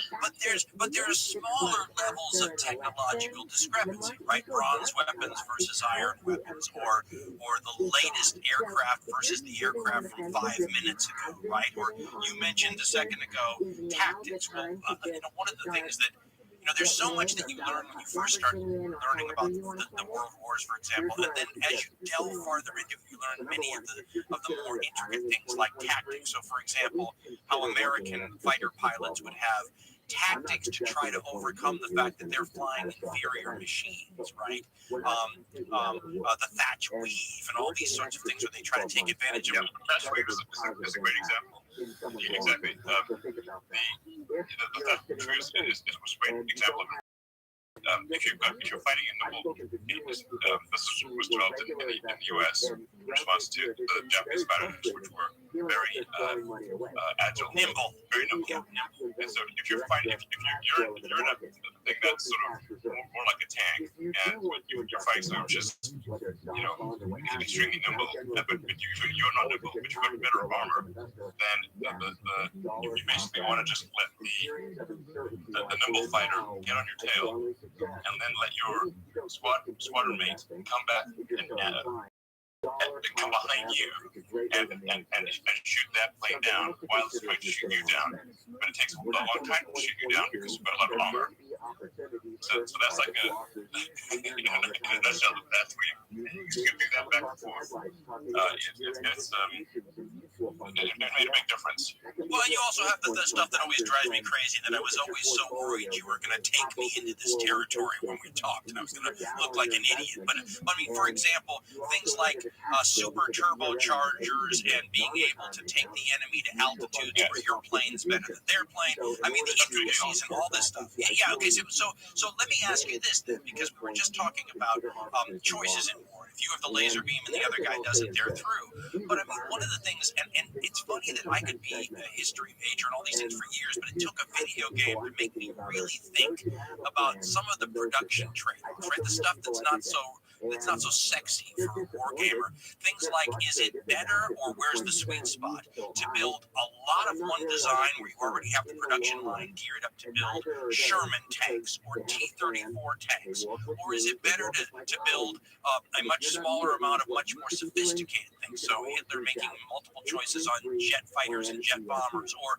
maybe would you rather have 20,000 T-34s or 1,100 Tiger IIs? How does one, if I put you in charge, if I said, Elon, come in here in Second World War, help us make these trade-off decisions, do you have any thoughts on those kinds of trade-offs? Well, I think it's going to be kind of like in a war game, so if you've got, let's say you have something with a particular kill ratio. Let's say if your kill ratio is 3, and the thing costs twice as much, then you should still do that thing because you're going to be better off. It only costs twice as much, but it has a 3 to 1 kill ratio. So what about something like then adjustments? So like when I think of one of the things they used to teach us in the military history classes was that if you're facing another opponent, the side that has the technological advantage is at its greatest disparity at the very beginning of the conflict, and that the longer the conflict goes on, the more time the adversary has to adjust and come up with countermeasures. So that's how tribal peoples in Afghanistan maybe adjust to being the technologically inferior side. Could one make a case today that there are examples of that? You know, the U.S. still, I would assume, correct me if I'm wrong, the technological leader there in military technology. But if you're the Russians or the Chinese and we end up in a war in 20 years, are there ways that they can compensate for the fact that they're behind on certain? Is an electromagnetic pulse attack something that helps compensate for a satellite discrepancy?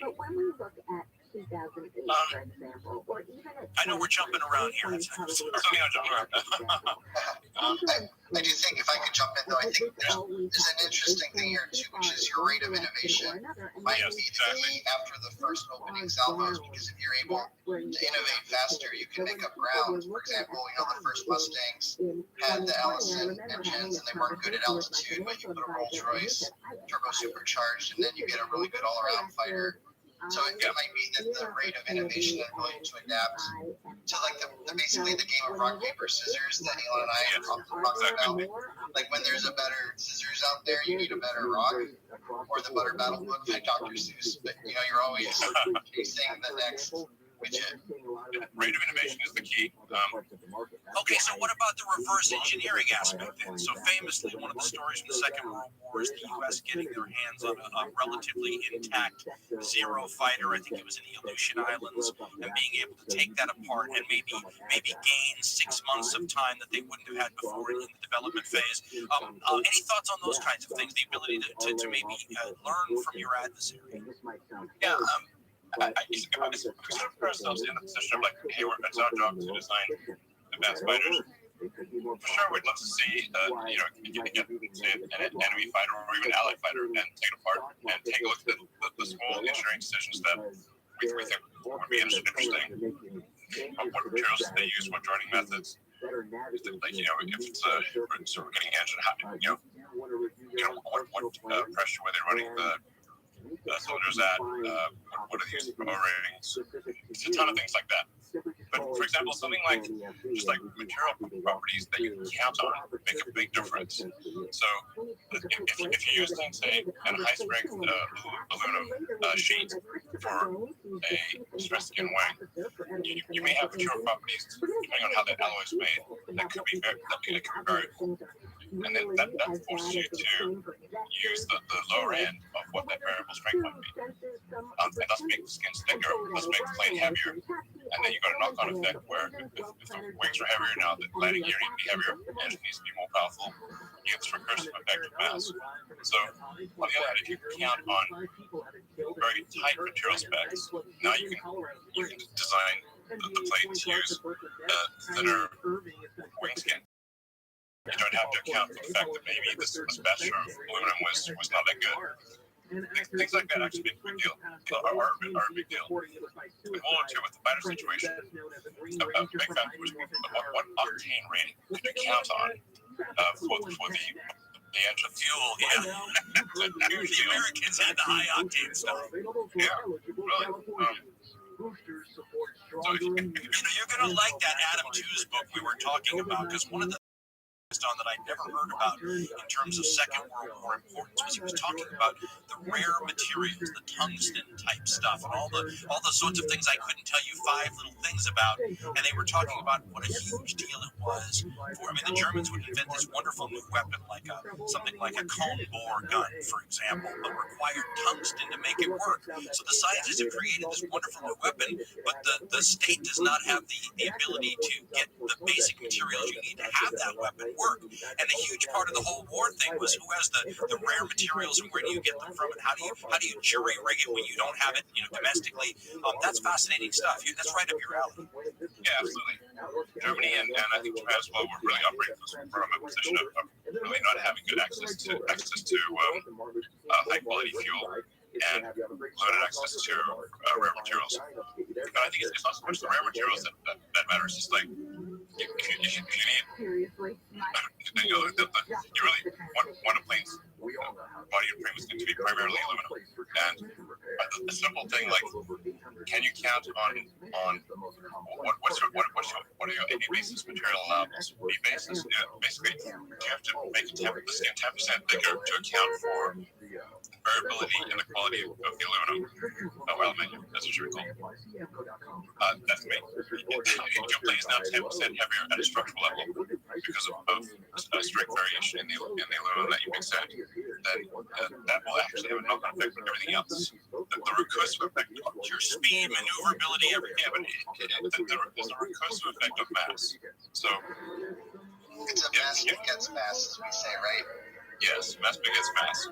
So, if your primary structure is 10% heavier because you had to take 10% knockdown because of variable materials, now everything's going to have to be heavier too. You need a more powerful engine to at the same speed, especially to climb at 6 speed. You need bigger landing gear. You need more fuel because you're carrying a heavier plane. All these things amplify the mass of any one. So you increase mass in one area. It actually was massive. Everything else to increase as well. And Germany actually did a ton of clever things to try to improve the octane rating of fuel, like tons of additives and all sorts of things, because they were just getting random fuel that was pretty bad, whereas the U.S. had awesome fuel. And so they really took it to the very high octane. And as Bill was saying, the Merlin engine, and really the best Merlin engine was the one made in the U.S. That was the turbo supercharged Merlin made in the U.S. for the P-51 with such a kick-ass engine, it's insane. I mean, quite frankly, that's the kind of thing where I'm sure that the Germans captured some aircraft that had the sort of state-of-the-art, the P-51D,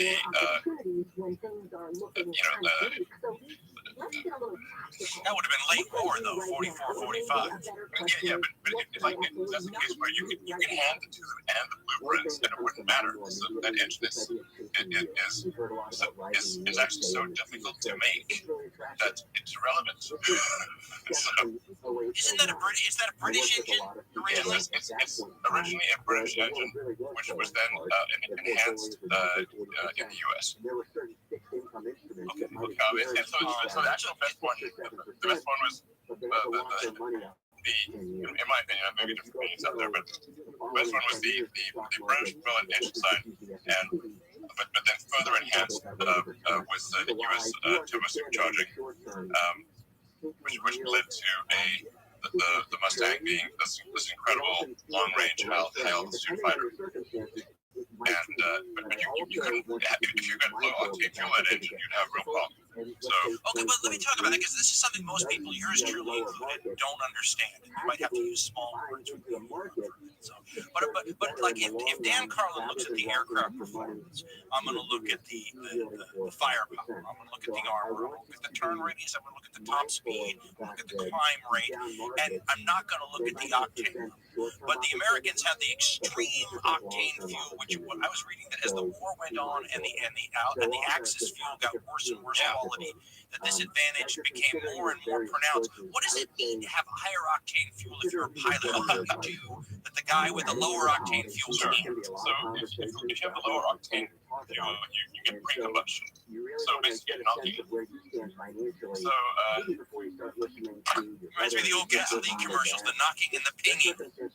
Yeah, Exactly. The air fuel mixture ignites before you're ready for it, and in a non-optimal way that robs power and leads to mechanical failure, essentially. Okay, so if you're the other pilot with the lower octane fuel, besides the knocking and the pinging and the lower power, does that mean you lose? So if conceivably your plane should be able to go 400 miles per hour, but you're using inferior fuel, does that lower your top speed? I'm trying to figure out how it works for the pilots involved when they're trying to make their calculations. You would see it show up as power, and then your power as you go to different altitudes.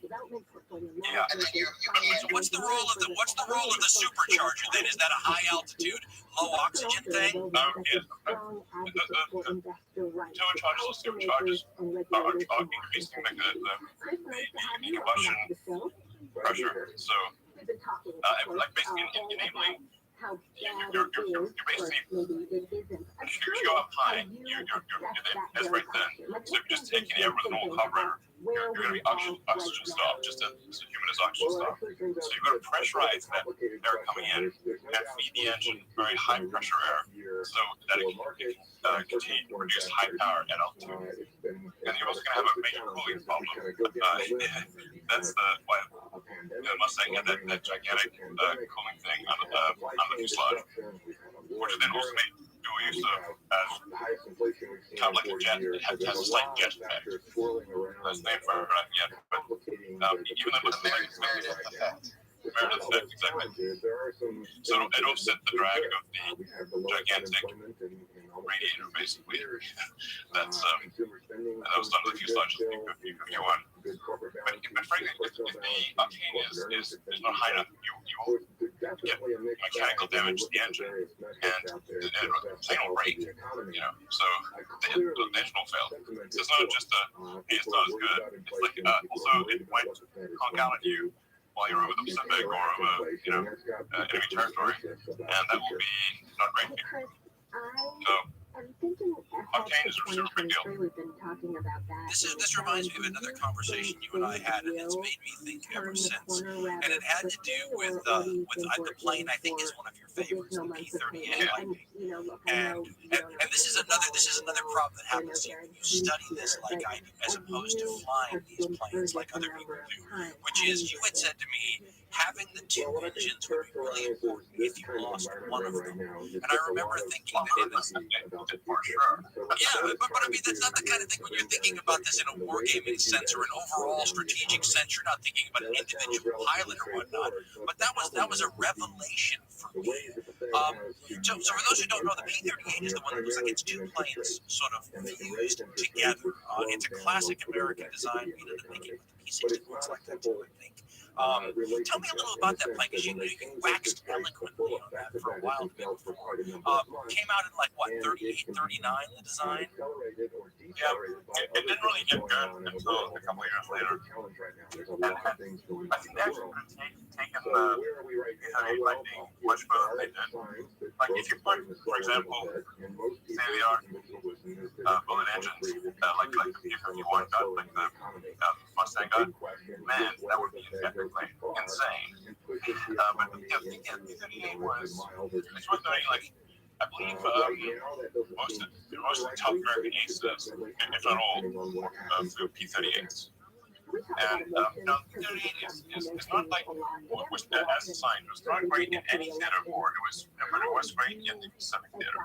But it was ultimately superseded by the F6F Hellcat, which, this is an interesting bit of trivia. What was the most effective fighter plane in World War II? And the actual answer is the Hellcat. Because What was the criteria you used for that? the kill ratio. So, Okay. Well, there's a lot of other variables though that go into yeah, that. but I mean, if you're in a battle, that's the thing that matters. So, Yeah, but what about when you got pilot skill? We just talked about octane fuel. There's tactics. I mean, I can think of a lot of things that might go into what accounts for kill ratio besides just the. I mean, would you rather have a Hellcat than a Corsair or a Mustang? Well, you don't really have a Mustang unless you got not a carrier aircraft. It's a land-based pilot. No, it's a land-based. Yeah. So, first of all, it's important to know, like, if you're on a carrier, you're constrained in volume. Like you can't have like a giant plane or a plane. Some locations on plane size, you're gonna fold the wing, so you're gonna lose even weight added because you got folding wing. The stall speed has to be super low so that you can land this thing on a very tiny runway that's in the wind. It's a carrier, like this, not long. So as you say, you've got to have a slow stall speed or slow landing speed. That also impedes the design of the vehicle. But this conversation with Christopher Jones, Chief really, for its day, there was no better plane in the Pacific Theater than the F6, the Hellcat. It was just crushingly good. Like it did the best of the rock paper scissors situation, and I believe had something like a 13-to-1 kill ratio. So that's a nutty. And this is pilot skill is not. I would say was not a significant factor in this because most of the pilots of those planes had never been in combat or had been in combat a very limited degree. The Hellcat was actually intentionally designed so that someone who had a small number of flight hours would be able to fly it safely. Because besides being shut down by an enemy aircraft, there's also landing on the carrier and not crashing. It's a subtle point, yes. Yeah, these things don't land themselves. So Elon, wait a minute. So you talked now a couple of times about the rock, paper, scissors dynamic when it comes to aircraft. Now in naval development, that's easy. We say speed, armor, gunfire. What does the rock, paper, scissors apply to in air combat or air development? Sure. I both if we'd like, but Pacific Theater for a while, you have the Zero, which is, and really it wasn't designed, extremely agile and really cool in a lot of ways, light, and really effective. And like I said, in the early air battles in Pacific, the Zero would absolutely dominate. Deterrent. And they had better pilots in the early war too, though. That does come into play, doesn't it? Those are veteran pilots flying those. Flying in China, flying, all of that stuff. Yeah.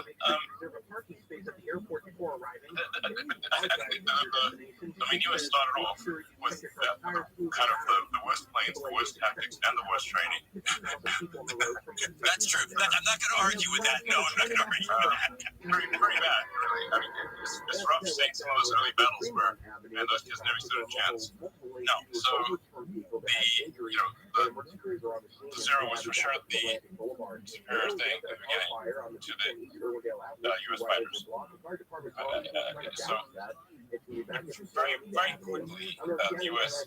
evolved the training, the tactics, and the technology. And then the thing is like, okay, so if the U.S. starts off with paper and the say Japan has scissors, what's a rock in this case? So the rock in this case really was the rock, and this is just looking at actual battle stats, was the carrier-based F6F Hellcat. Now this is not a pretty plane. And the reason there are very few of these around is because it's not the best looking aircraft, frankly. They're bulky, aren't they? They're kind of bulky. Like P-47s are bulky. The Brewster Buffalo is bulky. It's bulky and frankly not a handsome plane. A lot of armor and kind of cool. This is bulky and not like good. But it's a kick-ass fighter. It is then the rock to the scissors that is the Zero. And so with the F-67, really great design. It's literally decided like intent of we're going to have a whole bunch of new pilots who've never been in combat, have landed very few times on a carrier, and some of them are just not that good at flying, really. So this got scripted, and they were like, riding a tractor in Kansas until not that long ago. So it's designed with that in mind. It's like let's make this thing easy to fly, easy to land, so non-combat casualties low, easy to maintain, make the wings easy to fold, so you can stow them real fast. And get ready to fly real fast. We're going to give them heavy guns. We got 50 cals. We're going to give this thing a lot of armor. Okay, so it's got a lot of armor. This is actually quite a big plane. So you see the size of this thing? It's looks like a bull. I think almost 4 times the power of the Zero. Right. So big ass engine. And just really robust to fight, especially to lower caliber bullets. So if this big shot was like 303 or something like that, lower caliber bullets, it's like basically like taking a shower. It doesn't care, They have self-sealing tanks and all that kind of stuff to the Japanese. Exactly.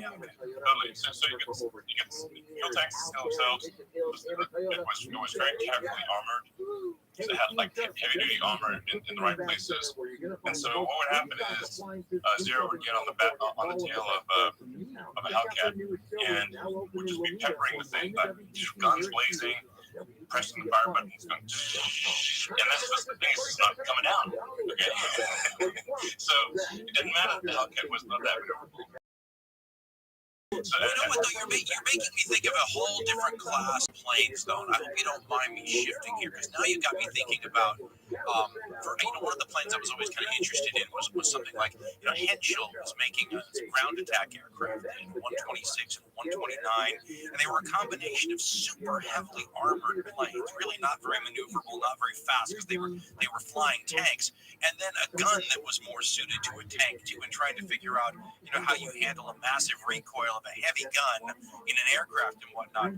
Any thoughts or any insights into something like the ground attack aircraft? These days we would look at aircraft as being, and all during the Cold War, the idea of how the U.S. was going to compensate for this massive armored thrust through the Fulda Gap in Central Europe or something was going to be with aircraft that just took out all these tanks, which of course is really a Second World War development. Any thoughts on the idea of ground attack aircraft? Yeah, so it's like I said, just think of these things as very much rock, paper, scissors, and it's hard to be master of all trades. So you really want to have like the right aircraft for the right use, and ground attack aircraft really need to be heavily armored on the bottom and around the edge of the galley, because that's where the bullets are coming from. And you want to be flying pretty fast. You don't want to be staying down on the deck too long. If you're doing strafing runs. But like for example, the P-51 was an amazing high altitude fighter, but it was not so great as a ground attack aircraft because it was vulnerable from the bottom. The was much more limited, and it had the well cooler, that well coolers we heard about that provided some thrust using reducing effect, was vulnerable from the bottom. So the Mustang was geared towards combat with fighter aircraft, and so it was quite good in that respect, or very good in that respect. But they had a lot of planes down because of ground attacks, where they basically at some point just weren't any more fighters to deal with, so the Mustangs would go down and do ground attack. But they got shot down quite a bit in ground attack because they weren't well suited for that. when something has got a lot of heavy armor from the direction the bullets are coming, which is the bottom, and you don't want to have too much vulnerable stuff there. Because if you're doing straight noise, if you're doing bombing, that's a whole different subject. So, I'm trying to think about the most impactful fighter war of all time, right? Because like you said, bombing is a different thing. But to me, I'm thinking of like when fighters and fighter development, not just in terms of the development of the planes themselves, but the tactics, the strategies, and all this stuff. Can you think? I think the Battle of Britain's got to be the most impactful, mostly concerned with a fighter technology sort of thing. And you have Spitfires and Hurricanes on one side, you have Focke-Wulfs and Messerschmitts on the other. Any thoughts on the Battle of Britain and the whole ebb and flow of the technological rock paper scissors game going on in that one?